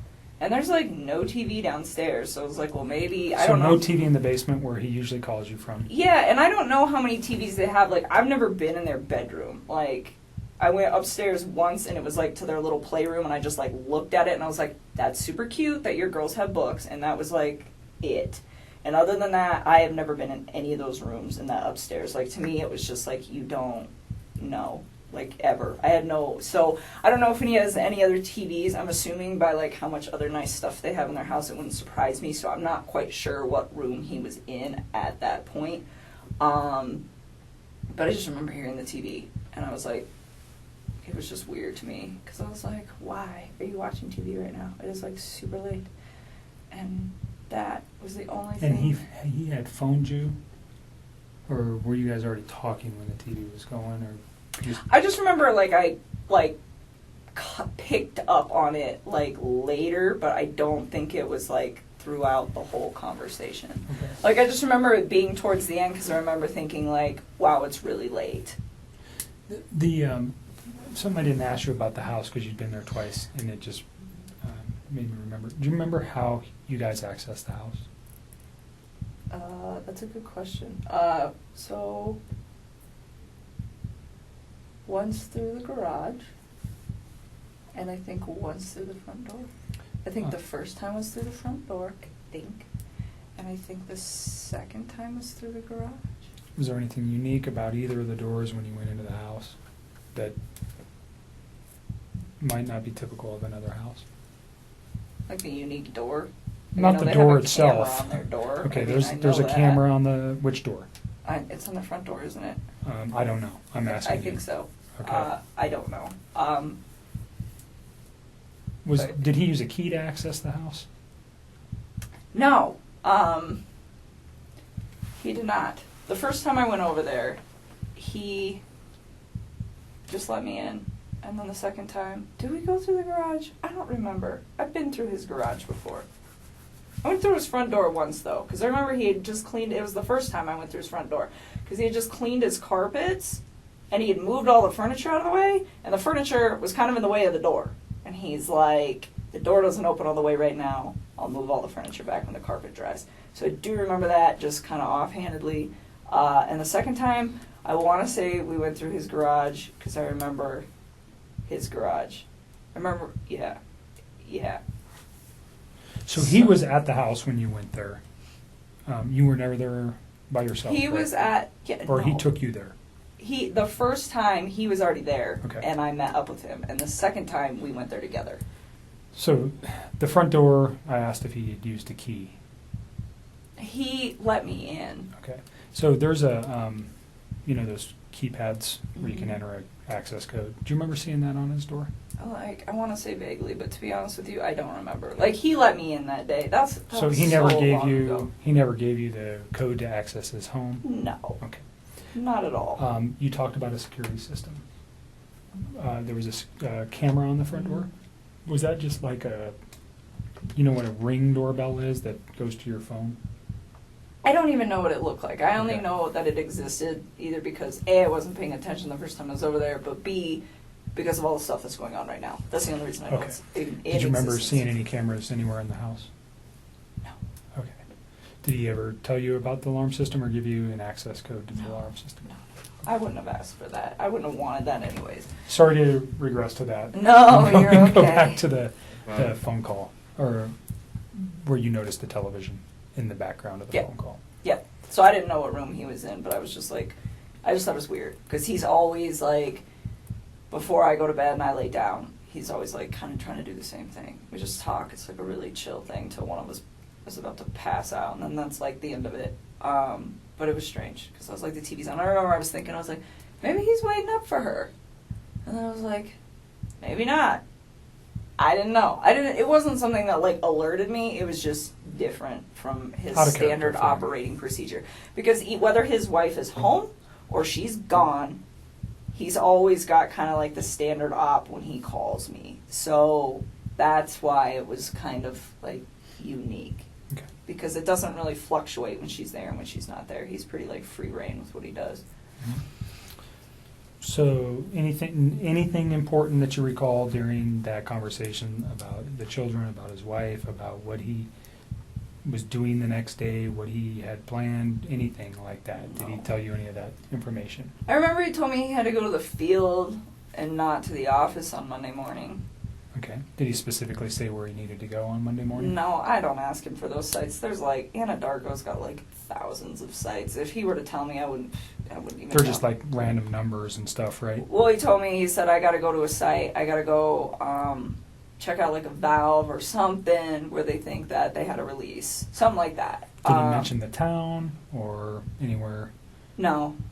He just told me that that's what he had to go do. He's Okay. like, he was like, I won't see you in the office in the morning. Because I see him, but I don't actually like talk to him. Like I will go in the cafeteria, I will put my lunch in the fridge, and him and his whole team are sitting in there, and I don't talk to any of them. I just walk out. But anyways, yeah, he's like, so I won't see you, I'm going to the field, which is not an uncommon thing for the ops guys to like just go straight to the field. Like it happens. Like typically they go to the office, I would say like 3 or 4 days a week, but there are days where him and his other team members are not there. Or like I'll get in there and some days the cafeteria is packed and they're all there. Okay. And other days I get in there and there's only like 3 or 4 of them. So it didn't cause you any concern that he said, No. I'm going to the field on Monday, I won't see you? That wasn't, No. that's it happened didn't- before. Yeah, I mean, Okay. it wasn't something, I mean, and it's not just him, it's like that whole team. Like, you can just tell when they've got like a lot going on, because I'll walk in and there'll be like 2 of them, as opposed to like 6 or 7. Do you know what he did Sunday during the day? I don't even know what I did on Sunday during the day. I am so tired. Let me just think about this. Daniel came over Friday. I hung out with him Saturday. And then Sunday, When did Jim come in? Monday. Huh. Jim got here Monday. What did I do on Sunday? I am like drawing a blank. I'm really tired. I don't know. Can I get back to you on that? Did you guys have any conversations on Saturday night during your meal, what he might be doing on Sunday? I'm sure we did. I don't know why I'm drawing a blank because I haven't slept. If I say that he may have done something with his children, would that refresh Oh, yes. your memory? He went to a birthday party. Okay. Did you know whose house he was going to? Nope. But I know that they had a water balloon fight. Okay. He had one, or his children? His children did. Okay. He said he used to get really into it. He said he got like really interactive with his kids. He's like, some of the adults don't really spend a lot of time playing with the kids, but You I went always to the do. museum on what day, Saturday or Sunday? Sunday. Okay. That's right. So Okay. that's what I was like, was I hanging out with you? God. Very So memorable event, huh? We, Oh, it was, me and him and my stepmother and my wife. sister Yeah. went to the museum, and What that's museum? right, the Denver Museum of Nature and Science. And they went to brunch prior to that, and I skipped brunch, and I went to the gym. You shouldn't have. It was good. I had to do core day. That was the last time I worked out, actually. That's so what I we did- did Sunday. Okay. Yeah, so core day, and then we went to the museum, and then When did he tell you about the water balloon fight on Sunday evening during your conversation on the phone? I think so. Okay.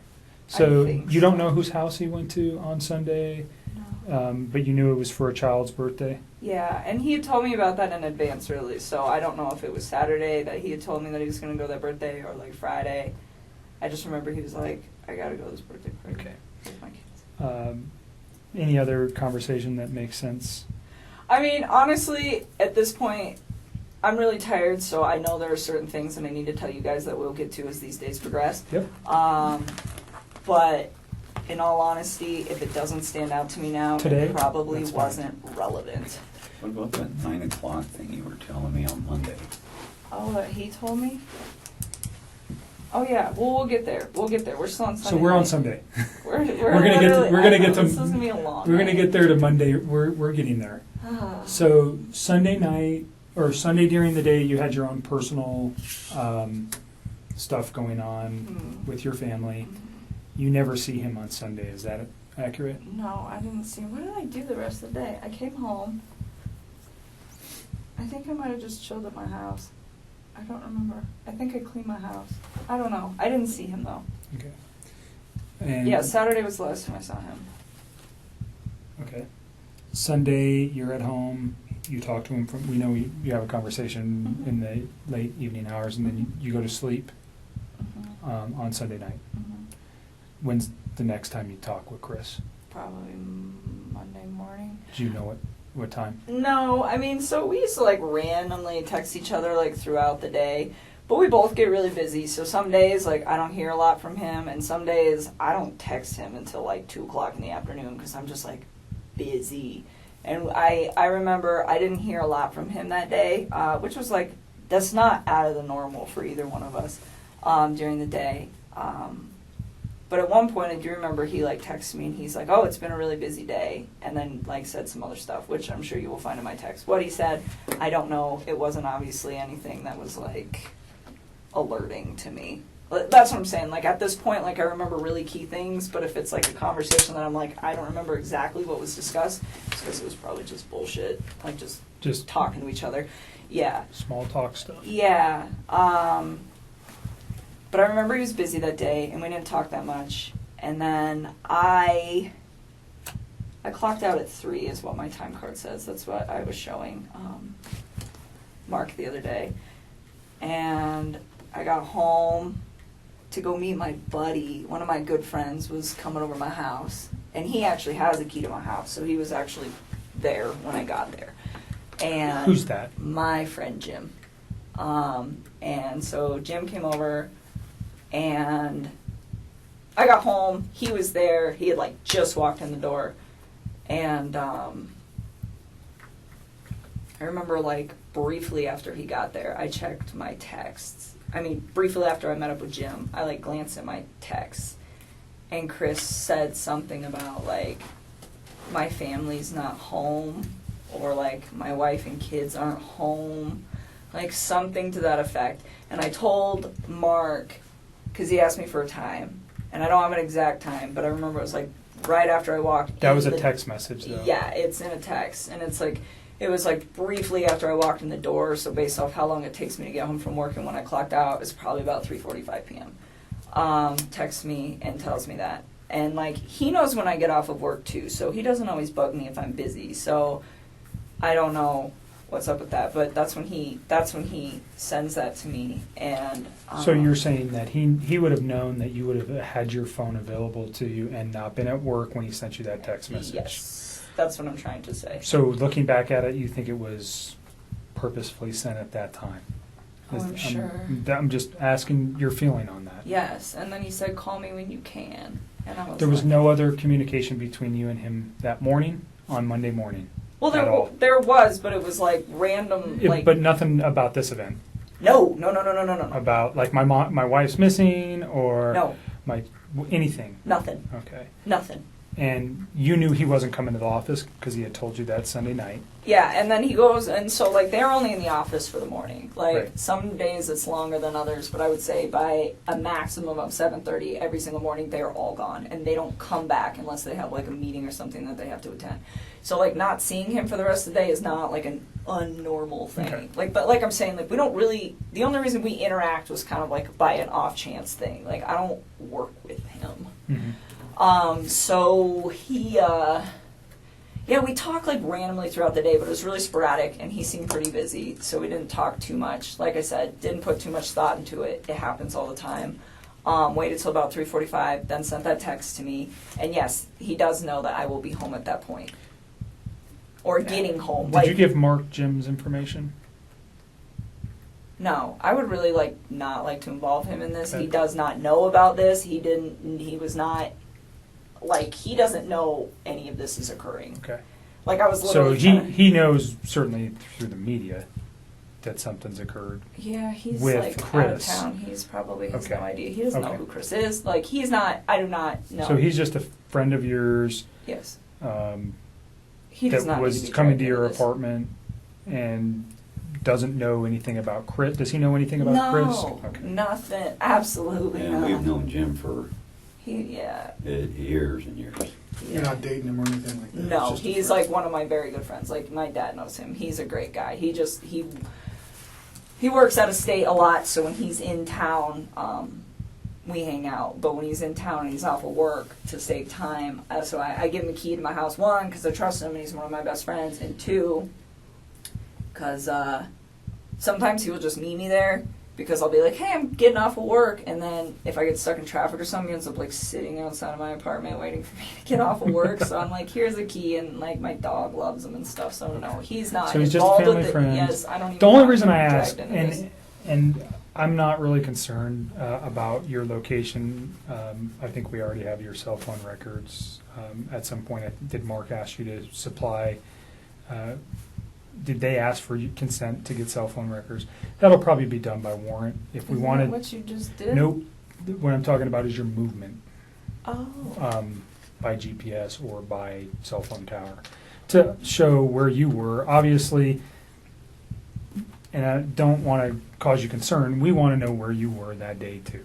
You're dating a man who did some egregious stuff, and we want to show that you were never near him that day. Period. I mean, you guys So- can track my. No, yeah, I mean stuff. that was something we will have to get a warrant for, anyways. I'm just saying, if we asked for it, would you have any Yeah, objections to that? No, you can have Right. it. So, I'm we'll- a pretty boring person. well, I it don't sounds go like too you many just went to places. work that day, and then you came home and you were there at 3:45. Yeah, like On give or Monday. take like 5 Yeah, minutes. whatever. But yeah, so 3:45, I meet Jim there. Yeah, I would And totally so re- Jim is understand from an investigative point, he could be a person who could say, yeah, I was there at 3:45. He doesn't know Chris. He doesn't know anything. He could say with one phone call, yeah, she came in at 3:45, done. Totally. Do you know what I'm saying? Yeah. And I don't have to ask anything more than, hi, Chris, my name's Kevin, or Jim. And I'm not saying you have to give it to you. Just leave Jim But alone. if- Jim if does at not need to some be wrapped point- up in this. If at some point I needed Jim's info to, let's say we couldn't find your phone records, would you you tell me can who have Jim them. was? I will give them to you. Would you tell me who Jim was if I If couldn't you get him? had to. Okay. I don't really want to Great. involve him in this. That's not Perfect. fair to him. That's not, no, if I do not have to do that. That's fine. Yeah, so anyways, Chris was like, call me. And this is the 3:45 text. Yeah, he sent me like a few. I think there was 3 of them, and I don't remember what the other one said. But something about like, yeah, my family's gone, or I don't remember verbatim, but call me when you can, or call me when you have a chance, something to that effect. And so when he told me call me, I was like kind of alerted, where I was like, okay, what's going on, you know? But first when he told me like his family was like not home, that didn't really seem odd to me that his family wasn't home. It was really vague. I'm like, okay, like, are they at the grocery store? Like, elaborate. And so, you know, and then, but he says, call me like it's like an emergency, but then just says that they're not there. And so I'm like really like floored by that. Well, not like floored, but just kind of like, he says, call me, so I'm concerned. And then he's really vague, so I'm like, maybe he just wants to talk to me. I don't know. I think it took me a little while to like really process the severity of the situation, just because this is not something that you expect to see every day, and the way that he talked to me made me believe that this is not what was going on at all. Okay, so you make a phone call to him and you guys have a conversation. I did. I stepped outside. This is 3:45. Ish. I mean, well, like, I think I actually interacted with Jim for, like, probably a good 15 or 20 minutes. I mean, he's my guest. He's in my house. So I don't think I called him right away. But, like, I mean, I'm trying to balance the fact that I have my friend here, and then Chris is saying that something needs to be addressed. But to me, it didn't sound like an emergency. I mean, it's all the time. Like, people aren't home right now. You know, so it just... It wasn't like, oh my God, I have to take this call. It didn't register as being critical. No. I mean, it was the way he said it, and I was like, okay. So I remember hanging out with Jim for a while, and then I stepped outside, and I made a call, like, out on my back patio, and I called him, and he didn't answer the phone. And then he texted me back. Oh no, did he answer the phone? I don't remember. I think he missed my call, and then he called me back. Or he just answered. Either way, it was a very short talk to him where he was just like, I have to go. The cops are here. And I don't remember if he said that on the phone or over text. That's I don't okay. even, I'm so tired. That's fine. You don't But need either the way, different, like, it's the just cops, the context. Yeah, I mean, you guys will figure it out. The cops are here. And I'm just like, all right. And then I remember we were we were texting, but I was like hanging out with my company, so it wasn't like a nonstop text. It was just kind of like I would check my phone every once in a while, and we would communicate with each other. And he was just saying like they weren't there, and that her friend Nikki was there, and that her friend Nikki had called the cops. And I'm like, why would this girl call the cops? And like, I honestly do not remember the order of operations on all of this, but I'm pretty sure the majority of our conversation that night until my friend Jim left the house, which was probably pretty late, I don't even know what time, like 9 or 10, was all via text.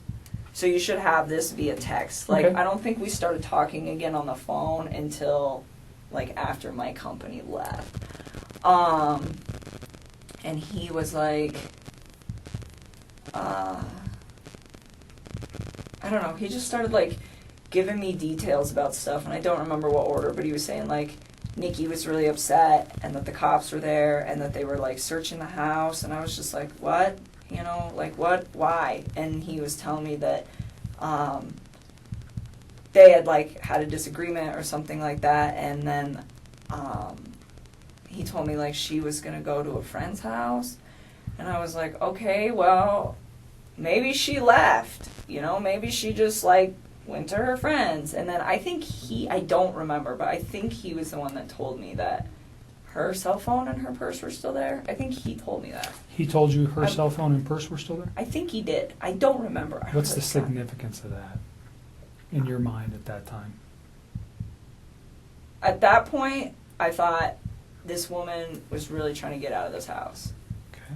That's what I thought, because he said that they'd had a disagreement, and I was just like, okay, well, I mean, I leave my cell phone at When home. he said disagreement, what did he tell you what it was about, or? Not at that point. Not at that point. So, again, like, you guys are going to have to check these texts, because it's all, like, my brain feels That's like okay. a mashed potato right now. But I remember him saying that, and I'm just thinking, like, well, maybe she was in a rush, you know? Like, maybe she was just like, I'm going to my friends. I'm leaving my cell phone here because I don't want you calling me. I don't want anyone else calling me. I mean, there are days where, like, when I'm outside of work, I will just shut my phone off. I just do it, and it's, like, my way of getting peace. So to me, that, I mean, like, it was weird that it wasn't even that weird to me that she left her phone just because I leave my phone, but it was weird to me that she left her purse. But knowing the fact that that girl was, like, always on her phone, then, yeah, I guess it is kind of odd. Like, she lived on her phone, I think, yeah. pretty much, is my understanding of her and a phone. So, I don't know if you knew that I did. until prior to the media stuff, or just from Chris. I did. So, did that strike you as odd? But you're thinking maybe she just left. I just thought she needed to, like, get away from the situation. I mean, that didn't seem that awkward to me, that a couple that is going through separation would be like, I need to leave. I just need some space. Like, it didn't even, like, process. I was like, okay, like, give her some space, you know? And on that note, too, when he was in, we're going to jump back for just a second. It's okay. I had a thought. So when he was coming back from North Carolina, that was when he officially told me we're going to get a divorce and we're going to put the house up for sale. Like, he told me they were separating and they were, like, going to put the house up for sale, but they hadn't done it yet. And then when he got back from North Carolina, that was when he was like, it was like a sealed deal. Okay. And the reason that is of significance is because at some point over the weekend, I don't remember when, he told me that they were putting the house up. I don't know if it was they were putting it up on Monday, like the day they went missing, or if it was that they were calling the realtor to verify some stuff so they could put it up that week. Like, I don't quite remember. I just remember, like, the house was supposed to be, like, on the market, like, that week. Did he name a realtor ever? Yeah, he did, and I don't remember her name. It was a female. Okay. And I don't remember her name, like, That's at all. fine. I was trying to think of that for you guys not too long Is that the ago. company? You got the company name? No, he never gave me that. He, like, gave me her name, and it was the same name twice. He gave it to me once when he was in North Carolina, and then once the other time. Because I remember asking, I was like, who's that? Because he's like, I'm going to have her call so-and-so today and make sure everything's still good to go. And I was like, who's that? He's like, the realtor. It's like, oh. Or not today, but, like, If it ever for comes to your Monday. mind, just Yeah, I give me a doubt voicemail, it. That give was me a such call. a... Yeah. I will try. I don't lots of remember names. what it was. It's fine. It's not that critical. That person may come forward to us anyways, perhaps. So don't worry about it. Let's go back to the phone calls on Monday afternoon. Yeah, so he's, like, texting me a lot of this information, and I'm starting to kind of freak out. And it's not like I'm freaked out like, oh, she got murdered. I mean, that is not what I thought. It's like, okay, like, the way I looked at this, like, apparently his wife had been gone since midday, is when she got, like, reported missing. I didn't know that. Like, the way I looked at this, it was, I got home from work just now. I mean, he didn't say that, but I interpreted, I just got home from work. And my family is not here. So when we're texting for, like, a few hours, like, the cop thing was kind of weird. But he's like, Nikki insisted they call the cops. Nikki insisted they call the cops. And I'm like, okay, you know, and I'm just trying to figure out, well, like, what role does this woman play in this situation? Like, is she... Did you know who she was? No, I don't know any of his people. Like, this has been pretty, like, tight wrap for a while, which is probably a really good thing. But anyways, I didn't know, like, who she was. And so, like, I started asking him. I was like, well, where do you think your wife is at? And he's like, I think she'll be back tonight. Like, I think she's, like, out with somebody. And he was telling me that they had a disagreement. So I was like, well, I remember telling him, I was like, you should make sure that you have wait a minute. No. So all that happened, and then it starts getting kind of laid out. And I remember we talked for text for a while and part of this conversation, and then it moved to the phone. And I remember telling him, because he was like, I think she'll just be back tomorrow. I think she's just going to be gone for the night, like with a friend, you know? And Did he name the friend? No, he didn't. And and because I don't think, he made it sound like he didn't know like what friend's house she would be at. And I remember talking to him, and I was like, well, maybe it's that Nikki girl. And he's like, well, Nikki called the cops, so why would she be at Nikki's house? I'm like, I don't know, kind of throws her off the trail of where she's at, you know? And it's like, it sounds kind of weird, but it's like, he really made this sound like this woman was just like upset, left the house, and that was probably what he thought happened to her. And so I didn't really put too much like... Did he tell you the kids were missing as well? Yes, with her? I knew. Okay. I mean, which made sense to me, because I was like, well, if you were at work all day... I mean, he didn't tell me he got home early. He didn't say that to me. So, I mean, it made sense. Like, if she's going to leave, they should probably go with her. And so, I don't know. I feel like I wish I should have, like, processed all of this earlier, but I just don't feel like... When one of my friends is gone, I'm like, oh my God, they got murdered. We should address this. Like, I haven't heard from them It's in not 4 a typical hours. thought when somebody just checks out for a day. No. So it got late at night, and like I remember telling him, I was like, he's like, I think she'll be back tomorrow. And he was going to go into work, and I told him not to. I was like, you need to stay home, and you need to help the cops. I'm like, and you need to wait for her to come back. And he's like telling me like, well, what if like she comes back and she sees my truck? And I was like, you know what I would do? I was like, I would ask one of your good friends who's off of work tomorrow to come over this house and hang out with you while you're here. I was like, and go park your truck down the street. I was like, so she's upset at you and she wants to come back. I was like, but she doesn't want to be here if you're here maybe. I was like, if she comes back, I was like, and she doesn't see your truck, maybe she'd be more willing to come in the house. I'm like, you know, I'm like, but don't be alone with her. I was like, because if she's upset enough to leave, I was like, you don't know what kind of confrontation you're going to have when you get back in the house. And I was like, so that's why you should have a friend there so that you're not alone with her. And I was like, and if for some reason you are alone with her, I told him, I was like, I really thought she just left. I did.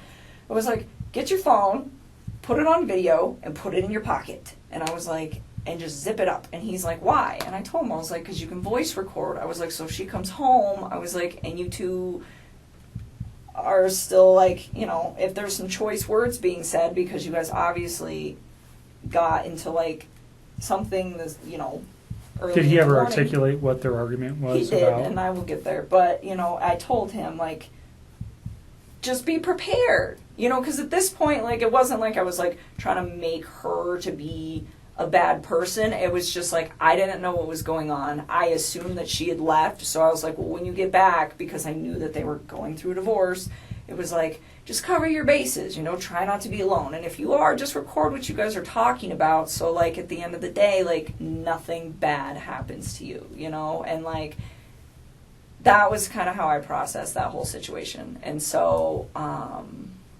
he was like, all right. And then, she didn't come home that night. That was Monday night, right? Yes. We're talking about Monday. Monday night, yes. And he told me this is what he told me they talked about, and I realized that this is like total bullshit, and I think he's telling you guys a different story. And I think the reason that he's telling me what he's telling, I think the story he's telling you is probably slightly more accurate than the one he told me on this case, and the reason is because I think he was trying to save his ass with the fact that she's pregnant. So he told me that she had asked him to wake her up before he left for work on Monday morning. And so I don't know if she did that on a text or how it was supposedly communicated. But he said that he went to get her up, which I also found weird because, like, she's still sleeping when he leaves because she gets up with the kids and they get up shortly after that, but, like, it's just him in the mornings, you know. And so he said that she woke up and those two kind of just like got in a disagreement, and I don't know what all was said, but he was like, she was being pretty mean, and then he said, she told me that she's pregnant, and she told me that the kid is not mine. That is what he told me. So she's pregnant, the kid's not mine. And that she's... Like he's playing it, he didn't know she was pregnant Yep. until that morning, Yep. and that she had an affair with somebody else. Yes, and this is before I knew she was 15 weeks pregnant. Okay. Like all the stuff on Monday that I read from my recollection, because I didn't find out she was pregnant until Tuesday. So anything that got posted on Monday did not emphasize the fact that she like had a baby on board. So then. Let me ask you something. You said that he usually gets up in the morning and it's him, and she gets up and takes care of the kids. Is that the routine that you know for them? Or do you know him to get up and like prepare meals prior to him leaving the home? Well, he gets up and he like goes to the gym and he works out in his basement and like makes breakfast, and I don't know. Does he his make whole breakfast routine. for himself, or does he make breakfast for his children?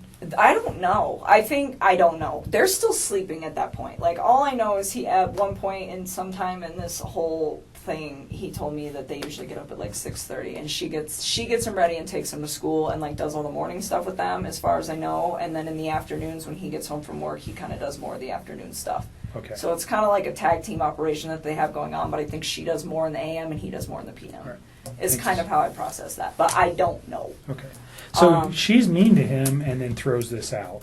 Yes. That she's pregnant from another man. And I said, do you believe her? And he was just like, he said something about like, oh yeah, like she kind of looked like she was showing when we were in North Carolina, but I wasn't sure. And I'm like, so you think she's pregnant? And he's like, yeah. And I was like, do you think she's like having an affair? And he's like, I think she said that out of spite. And he's like, and I was like, okay.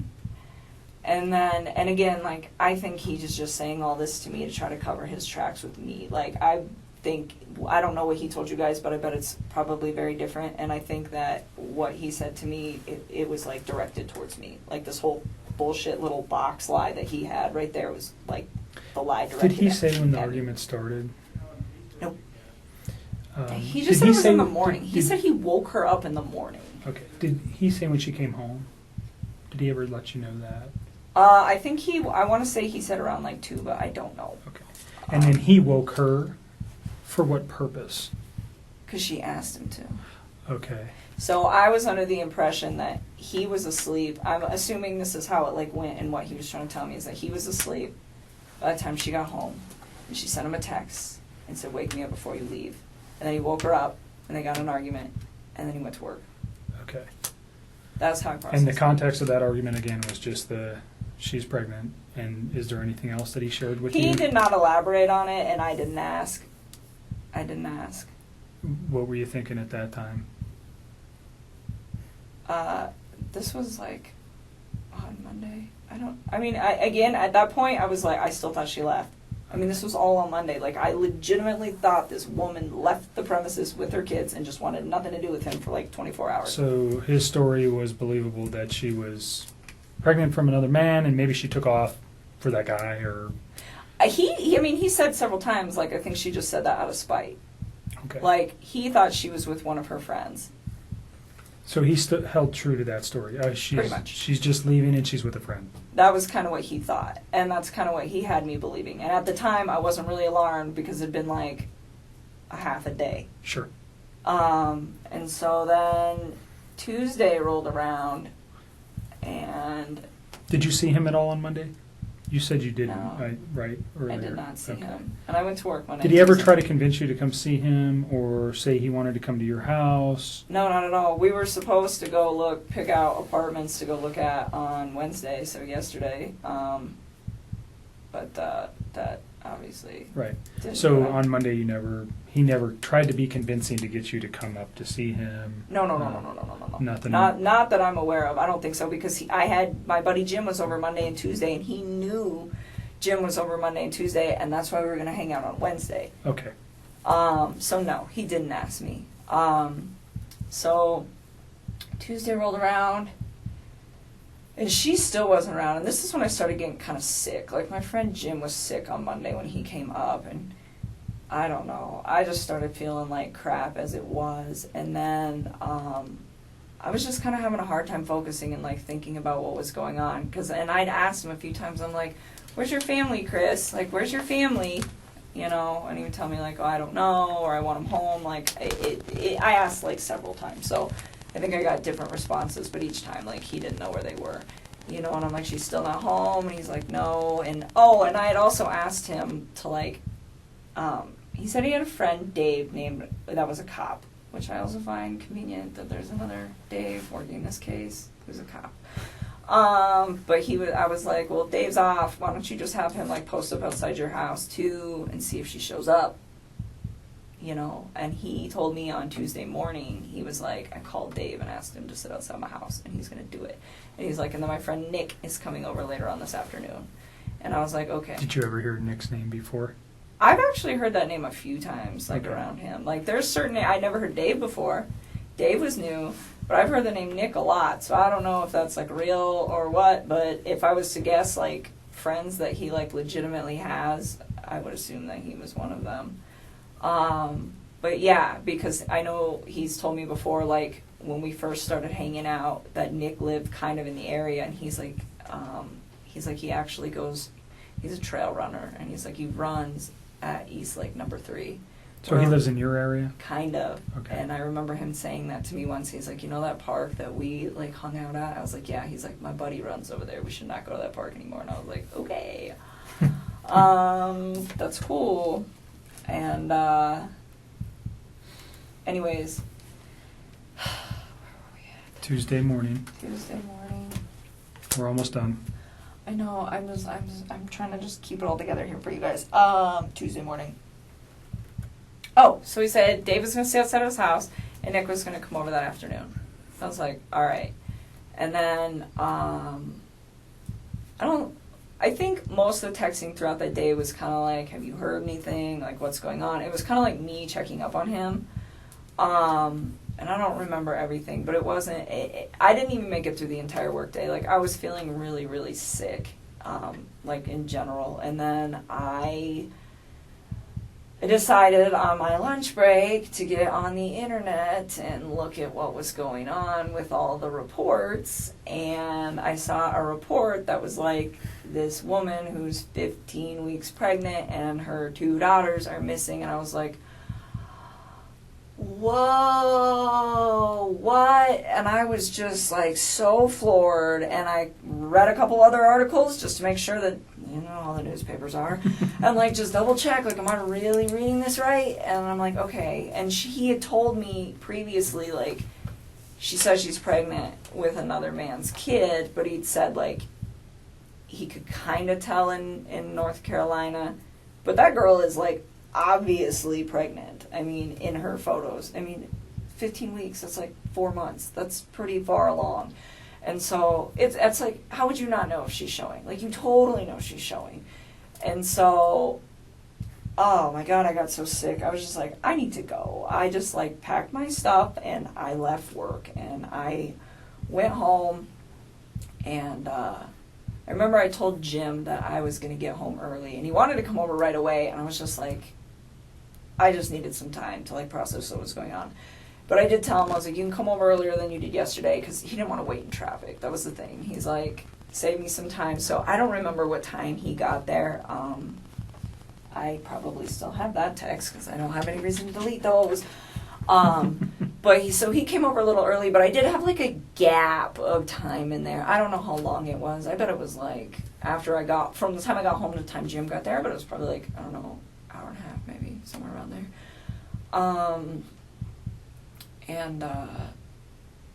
I remember talking to Chris during this time, and it was like all text. I did not talk to him on the phone at all on Tuesday.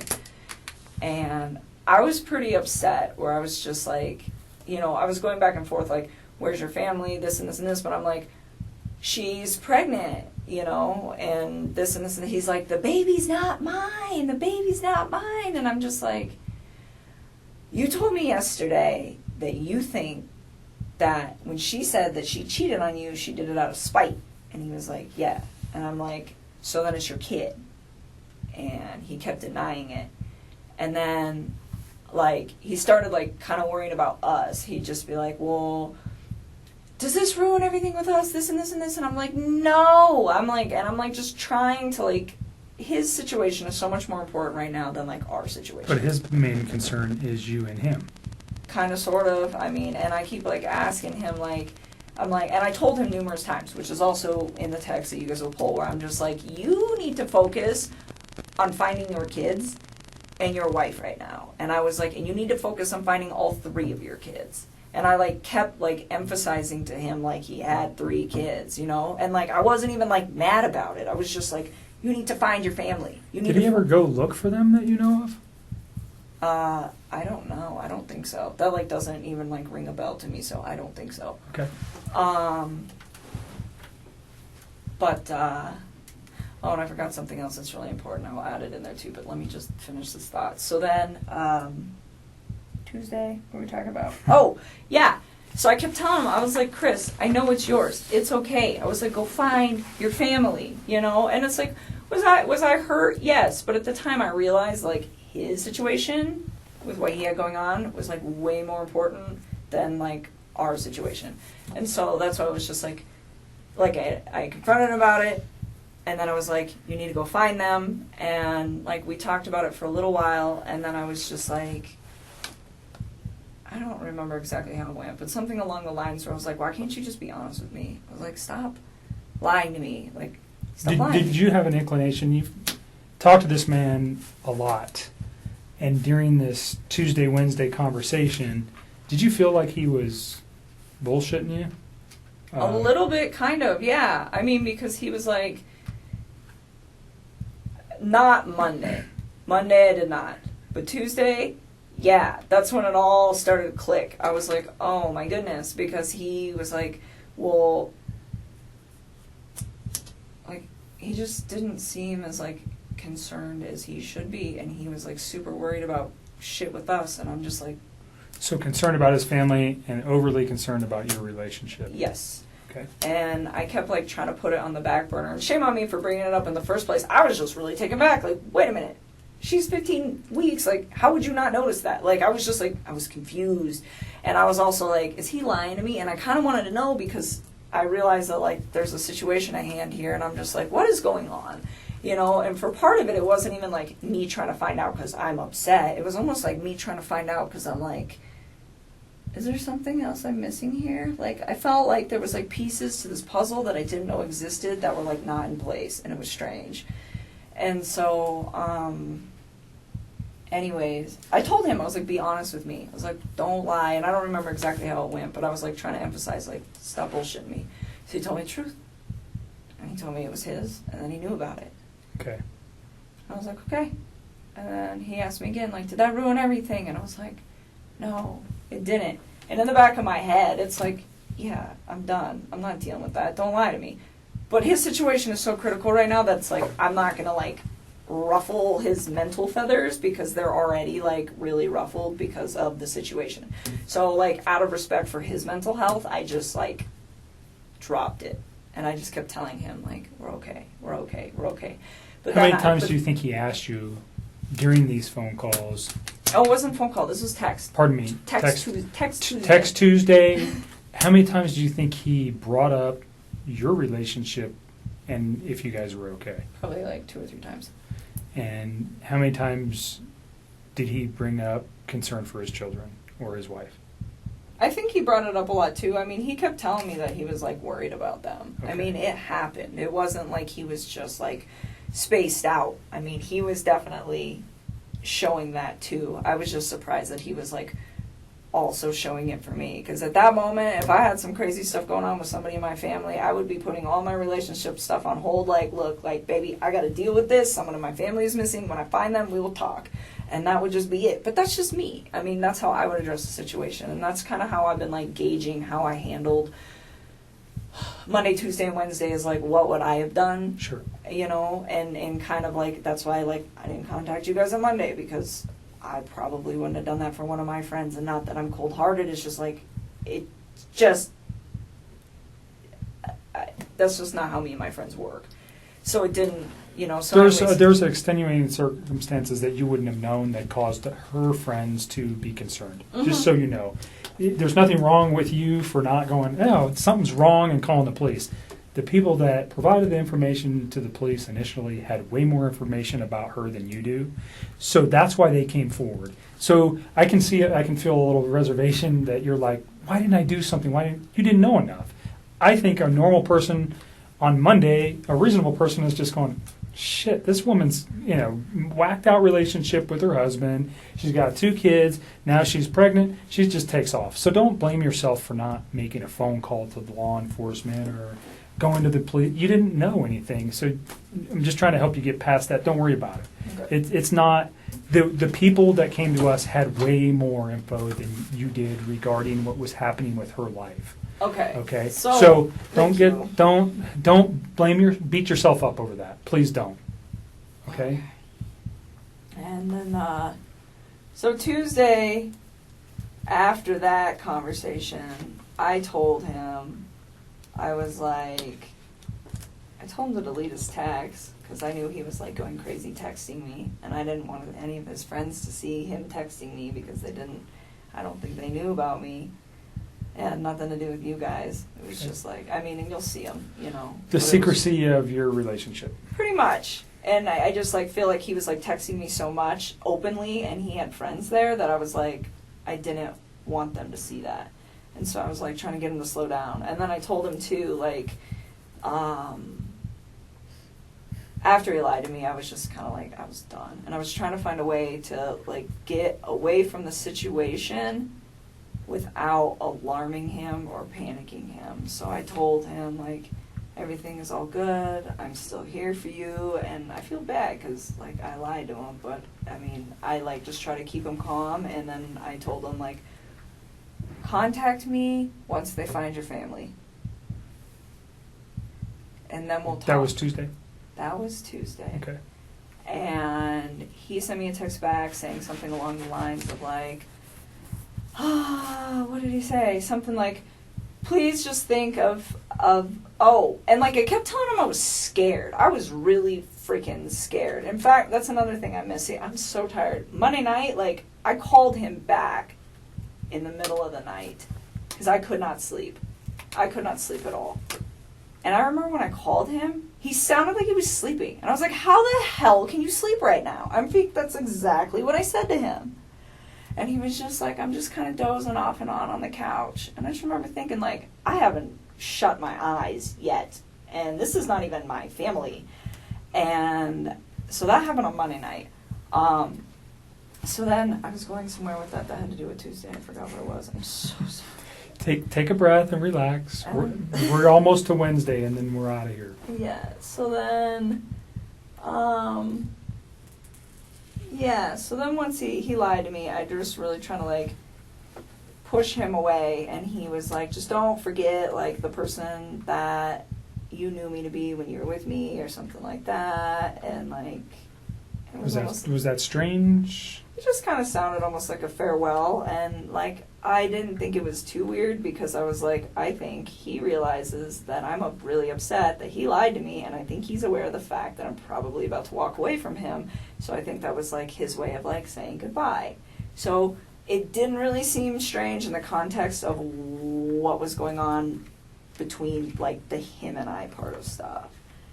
And then, and I kept asking him too, what did you do, Chris? What did you do? And he was I didn't do anything. And I'm where's your family?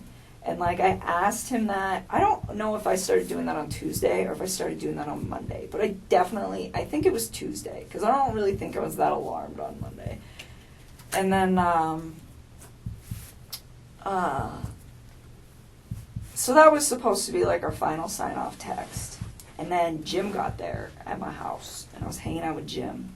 But I was still, in my head, just kind of, stressed out. And I remember I, walked out of the room, went in my bedroom, and texted Chris one more time. And I told him, I was if you did something bad, I was you're going to ruin your life. And I was and if you did something bad, I was you're going to ruin my life. And I was and I promise you that. And he responded back to me, and he's I didn't hurt my family, Nikki, and that was like the last text. That was the last time we ever talked, and I never said another word to him after that. That was Tuesday. That was Tuesday. And then he left me alone. He gave me the space that I asked him. He respected it. And he didn't, like, mess with me at all. Was that a phone call where you said? No, that's all Tuesday. That's Text Tuesday. text Just Tuesday. call it All text Tuesday. text. Everything Okay. was text. I did not talk to that man on the phone at all that day. I mean, I don't think so. I'm pretty sure it was all text. And then, So at that time in your mind, if you said that, what are you thinking? What were you thinking that he maybe did something to his family? yeah, I started getting really scared. What caused that The thought? fact that he lied to me. Okay. And that she still wasn't home, and it was day 2. Like, I figure if you're upset for a day, you leave for a day, but you come back. And she wasn't back. And it was, like, midday.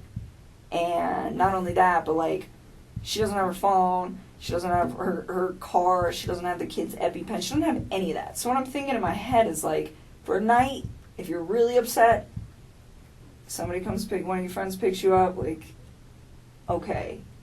But I can't explain that for 2 days. Like, that just doesn't, like, logically process in my mind as something that any woman I know would do. The one-night thing, I know women that would do that. But the 2-night thing, no. And so I'm like, she's still not back. And he just lied to me. And it made me, like, I just started getting scared. And I remember, like, telling him that throughout the whole day. Like, I don't even know how many times I texted him that. I wouldn't be surprised if it's, like, 8-10 times. Where I'm just like, I'm scared. I'm scared. I'm scared. And one of the last texts that I sent to him, too, I told him, I said, I'm scared because I feel like I don't know who you are anymore. And His response to that? I don't even remember, to be honest with you. I think that was, like, in that, like, sign-off text that I sent to him. Okay.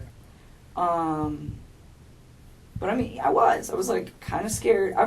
What I was really scared for was scared for his family's well-being because, it's like, I don't know where these people are at this point, and it's scary. I mean, it's scary that she's gone, but it's even more scary to me that these little girls are gone. Like, that was the part that really freaked me out. Like, if it was just her, I'd be like, well, maybe she took off with somebody, maybe she didn't. I mean, I don't know, because she's a grown woman and she can make those choices. Was some of the scared, was there fear in you that people were going to find out about your relationship too? No, I didn't even care At about that that point, at that there was point. n- I was just, okay. like, scared, like, of the situation. It was, like, getting escalated, and it was freaking me out. And he was just, like, not... He was strange. So, another thing, so that was Tuesday, and that was it for Tuesday, but I forgot some stuff on Monday that I did need to bring up to you guys. So, Monday, when we were on the phone, at one point, he mentioned to me, I can't even believe I have to say this, she left her wedding ring here. And I said something along the lines of, does that mean you two are done? And he was like,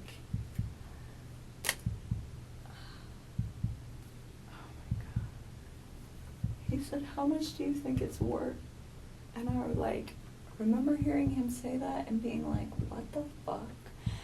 And I remember thinking to myself, like, I don't even know how to respond to this. And so I was like, I don't know, pawn it, man. And I was just like, I pawn jewelry all the time. I was like, I pawn jewelry a few times. I was like, it's not worth shit, though. And I was like, so I don't know if you really want to do that. And he's like, no. I think I'm going to get it appraised. It's a nice rock. And I was just like, okay. And it was, like, really awkward. And that then was like, on Monday? That was on Monday night. And that, to me, was, like, it was kind of strange. And then the Tuesday lying thing. Like, I'm telling you, it started, like, Monday night, him saying that was why I couldn't sleep, because he made the comment about the wedding ring. Okay. And then Tuesday, her still not coming home, and then him lying to me. And I was just like, oh my God, like, what if something happened? And it was, like, really hard for me to When you say, put, what if something happened, what were you thinking? like, what if somebody took her? Like, could he possibly hurt her? And that was, like, the first time that I really, I think, genuinely considered, did this man hurt his wife? And it was, like, hard for me to grasp. And I thought about it a lot, and I waited for the night because I wanted to see if she would come home. And it was already pretty late, and I had company, and I was just like, let me just see how this plays out.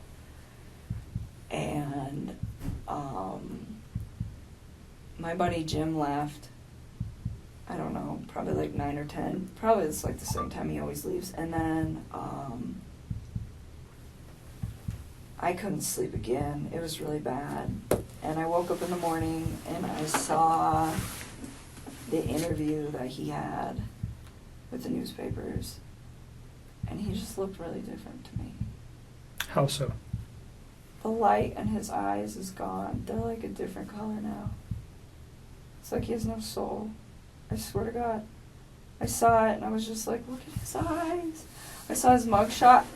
They're not even the same color. Like when you guys retrieve the pictures that are on my phone, look at his eyes then compared to now. Like it's the scariest shit I think I've ever seen in my life. It freaked me out. I was like, that's not even the same man that I know. And it was really uncomfortable.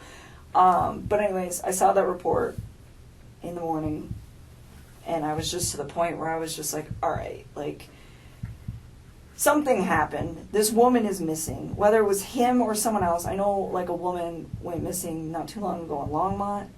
Like I think it was like 2 months ago or something like that. And you guys, not you guys, but somebody up there called off the search on her. I don't think they ever found her. So I was like, I don't know, maybe that's connected, maybe somebody came and got her, maybe he did something. I don't know, but I knew like it was a problem.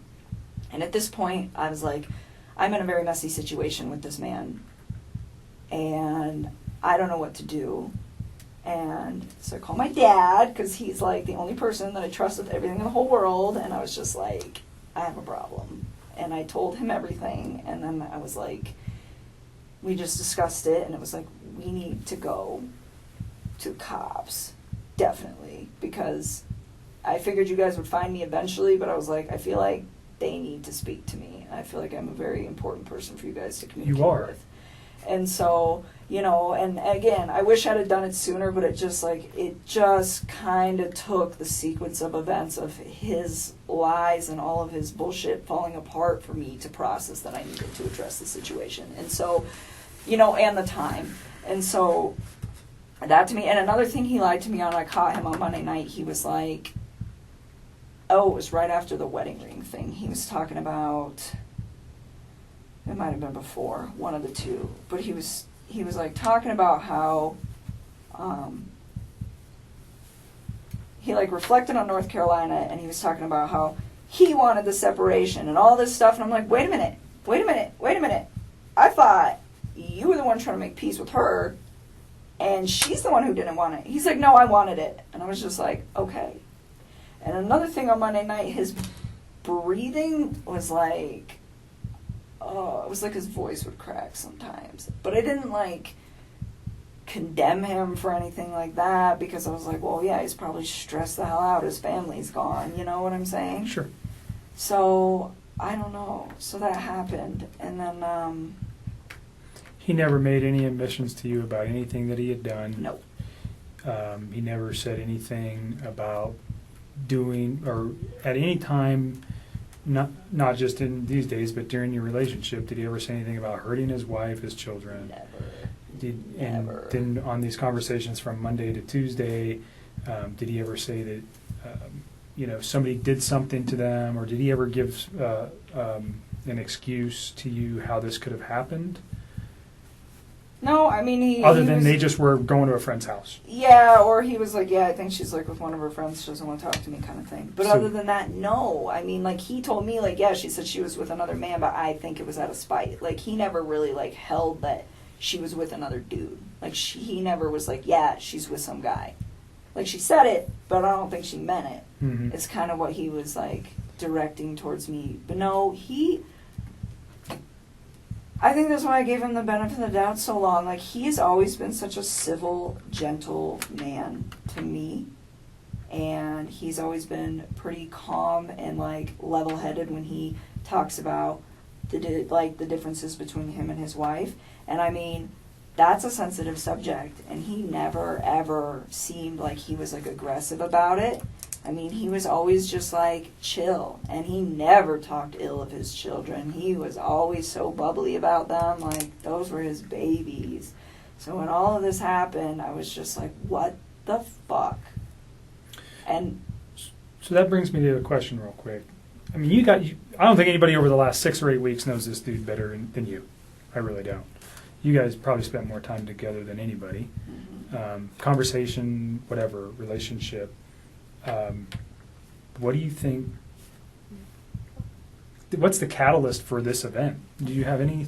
Have you had? And I know it's a hard question, but I want to get it out now. We're here. If there's a thought that you have that might lead us to understand a little bit why he might have done something like this.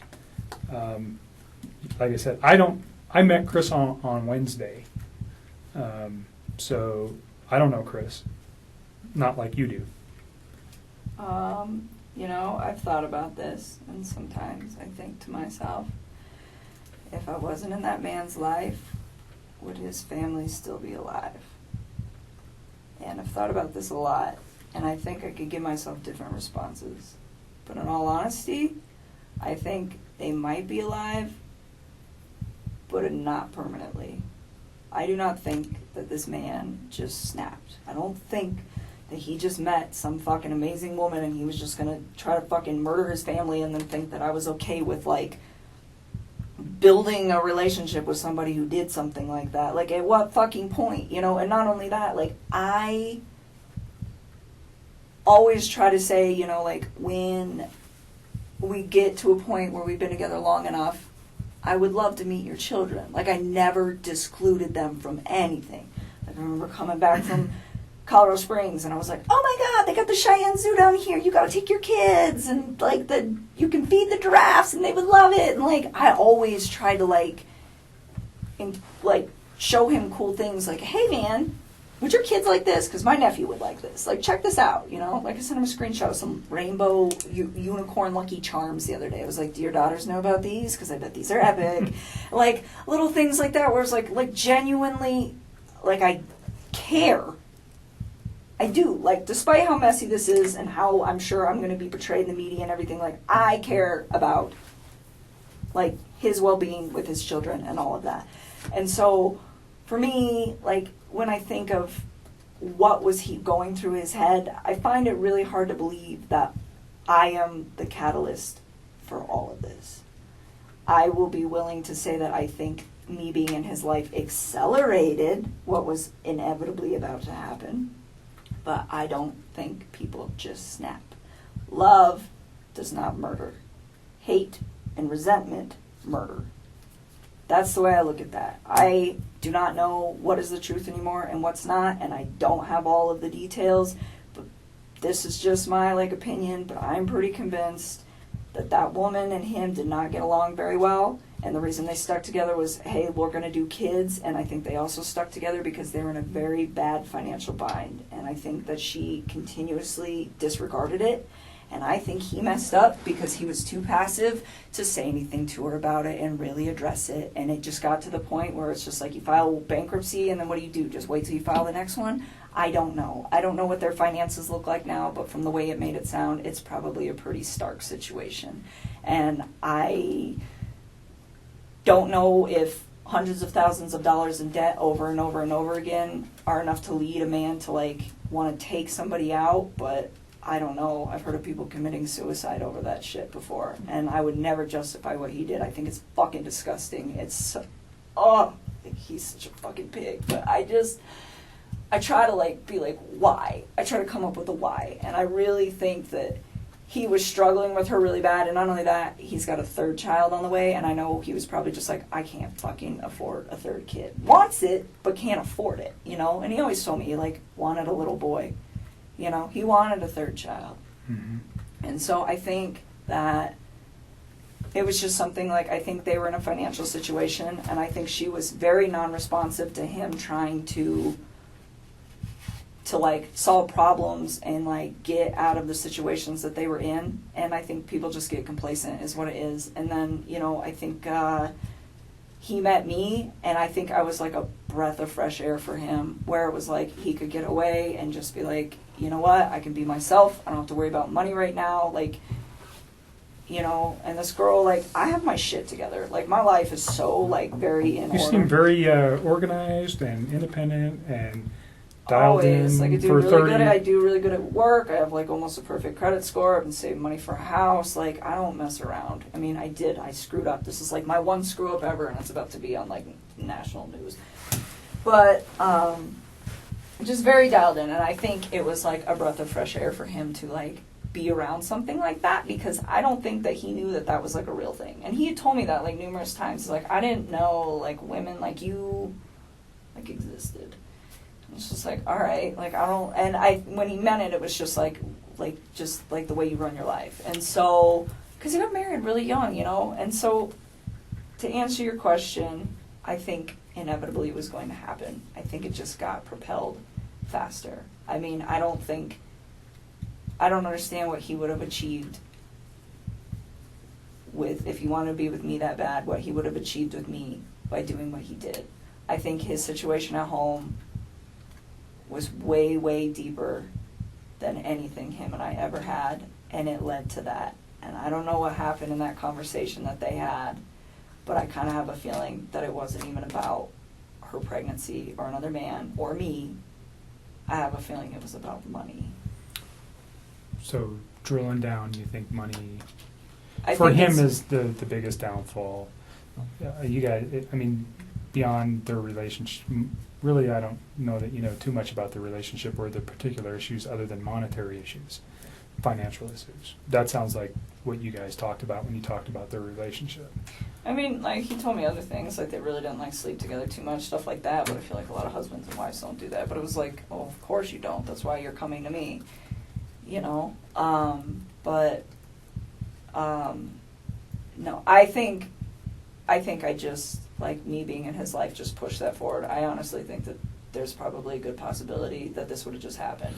Like, further down the road. Where So it did would've you just- see that before yesterday or Tuesday, or was that just kind of something that you have reflected on and you've thought about this now going, man, now that I see that in this guy, or just because of the lifestyle he was living, and if he didn't get removed from it, this was going to happen sooner rather than later, like you said? You know, if I was to reflect on anything over like the past few weeks, besides like the stuff in the last few days where you're like, hey, is there like any red flags? I would say like no. But one thing I did notice one time is we were sitting on my couch and I was telling him like, my house, I have a really beautiful house. Like it's set up like really nice. But everything I have is like from Craigslist or Goodwill. Like I have pieced it together and it's all, or like marked down stuff. And I have pieced it together in a way like, it's pretty, huh? It's a pretty house, but you would never guess that like everything I got is like super discount. And one day we were sitting on my couch and we were just like bullshitting about some stuff, and I was telling him like, oh yeah, you know, like I got this marked down in American Furniture because like the corner was dented, and like I got this one off a guy on Craigslist, and I put it all, and I was like telling him, I was like, I put it all together, and I was like, to me, it was like, material things don't make a home. I was like, it's the energy and the love that you bring to the home. I was like, it's not about what it looks like. I was like, it's about what you like bring to it, like mentally. And he like collapsed in my lap and gave me like the biggest, most genuine hug I think that man has ever given me. And he just laid there and he was just like, you are so different. And I didn't even say anything. I just like put my fingers in his hair and just let him chill there. And I assumed that it had to do with the finances. But it didn't like stress me out. It was just like this relief sigh where he just like dropped into my arms. And I didn't like really think too much of that event, except for that I was like, this was like, it was like a really genuine hug, like collapsed into my lap, like just so relieved. And I didn't really think much of it until like I started reading about like their bankruptcy and all this other shit, and I was like, oh. So I think it might have been bigger than he let on, because he never told me about his bankruptcy. Sure. You know, he just told me about his current financials, and he didn't even get that in depth, but I'm assuming they're trashed. And so, yeah, I think her spending all that money and not listening to him, and him not standing up for himself in a calm and, you know, Just elevate. yeah. Last manner, hard just question kinda- regarding this. And, Go ahead. And then I have just two cursory questions regarding something else, and then I think maybe Tim has a few questions for you. But I think what you say about the finances directly at his wife. Do you think that goes to the children as well? Because she took, did she treat them like that, like they were gold and they got everything as well that you know of? Or do you think there's a separate issue for why he may have done what he did to his children other than financial. That part I don't have an answer for. I can't fucking explain that. I don't even think there is an answer. I don't even think there's any sort of like computing up here that could possibly give a rational explanation for why that would have happened. I mean, the only thing that I've honestly thought of when I play this scenario over in my head is that maybe they woke up and saw him doing in their mom, and he was like, "Fuck, now I got to do this too." I don't know. I'm like, why? Because they were like his like little lifeline. You know, he that was everything to him. You know, and I get like those two have problems. But he had a great relationship, but from what you're accounting is With his he kids. loved his children. Yeah, like that part. It's oh my god, that's the worst part of this whole mess. The worst part of this whole mess. We won't dwell on it. We don't have to dwell on it. No. Let me ask you. But so no, I don't have an explanation. That's the only thing I can possibly plausibly think of is maybe they saw it, but other than that, I don't know what the fuck. Okay. Who's Charlotte? Are you asking me who's Charlotte? Mhm. Like one of my friends? Mm-hmm. She's like a really good friend of mine. Why? Did you have some conversations with her regarding another boyfriend that you might have met on eHarmony? Or did she meet somebody on eHarmony? No, she's engaged. Okay. She's engaged. So there's some text messages that we got off your phone, obviously. And the only reason I'm asking this is because if he found out maybe you had another boyfriend, you understand my line of questioning, that looked like maybe you had another boyfriend. And I don't know if that's this Jim guy, that maybe you guys were, no, I'm not saying that he's your boyfriend, that when we were interpreting the text messages, that it seemed like he might, this man came to my house, he has a key to my house, that you're saying right now. When I look at that from my perspective, Jim may be another boyfriend for you. Oh, no. Charlotte is like my oldest friend. So did you have a conversation with Charlotte about Jim? I mean, sometimes we talk about him. We're all friends. Did you guys ever have a conversation about eHarmony? That's the I mean, kind of possibly. I online- was on there for a while. Okay. But I didn't actually ever go out on any dates with guys from eHarmony. Not Okay. one. Like, I talked to a couple guys on there, but I was like, no, I didn't go on any dates. So the only reason would be another potential reason for him to be upset.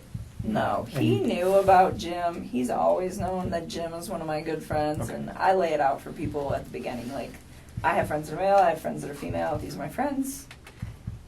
That's what it is. Like, Okay. he never to me seemed like jealous of Jim by like any means. So no, I'm curious what text you're talking about with Charlotte. I have like I talked to that girl so I have much. 153 pages of text messages, so I can't. If I could pull it up, I would, but I don't know where it is. I thought you guys just got my text. We got when we ask for everything, for 7 days they give us everything.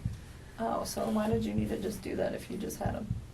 Because I don't know that they're completely accurate. Again, what they send me is I don't have any way to verify that they're accurate. Gotcha. And if you delete a text message, sometimes those are not retained by carriers. They're still on your handset. There's a way to recover them from your phone. But they may not be held. There are certain carriers that don't even keep text messages. And I won't tell you who those people are, but they don't keep them. We can't even get our hands on them because they don't have a database. They don't pay the money. They're stored on your stuff and your stuff only. So that's why we ask for it. And some of those things disappear in 3 days, 5 days, 7 days, unless we ask them to keep them. And sometimes we don't know in time.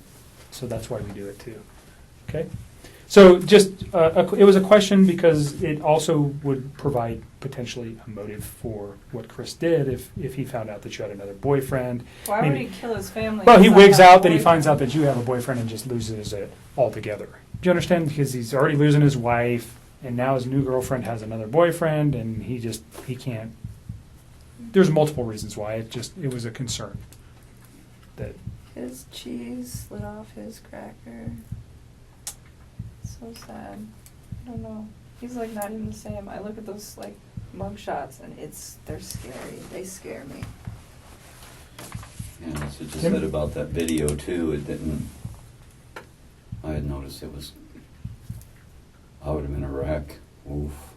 I don't don't know. I mean, I volunteered with some guys for when I did the armed military stuff that had PTSD, and they were telling me when they went through trauma that they like kind of locked up. So like, I didn't even think it was the fact that he was calm that freaked me out. Oh, it when was you were like helping his those guys out eyes. when they, from the, Yeah. oh, yeah. It was his, like, that part didn't, because I was like, I've seen, there's these guys that have been in battle that I've worked with that are like, yeah, I've experienced this is how I handle my trauma, and they're like very like, just kind of like zombies. But, so I didn't hold that against him, it was just his eyes, and just the light is gone from his eyes. So let me just finish just with a couple quick questions here, but besides the obvious, you know, and what he's done, what's the worst thing about this guy? Did you ever have just some sense? You seem to be pretty together with who you date, the people you know, hang around with. You seem to know a lot about people. Was there some impression he gave you that The was whole negative? time, like the whole time we were together? Yeah. Anything negative that sticks out? I didn't think anything negative. I mean, like, I have preferences. Like, I thought he was, like, I don't want to use the word clingy because it's fucked up. He was, like, really, he was a lot more into me than I was into him. And it The didn't make entire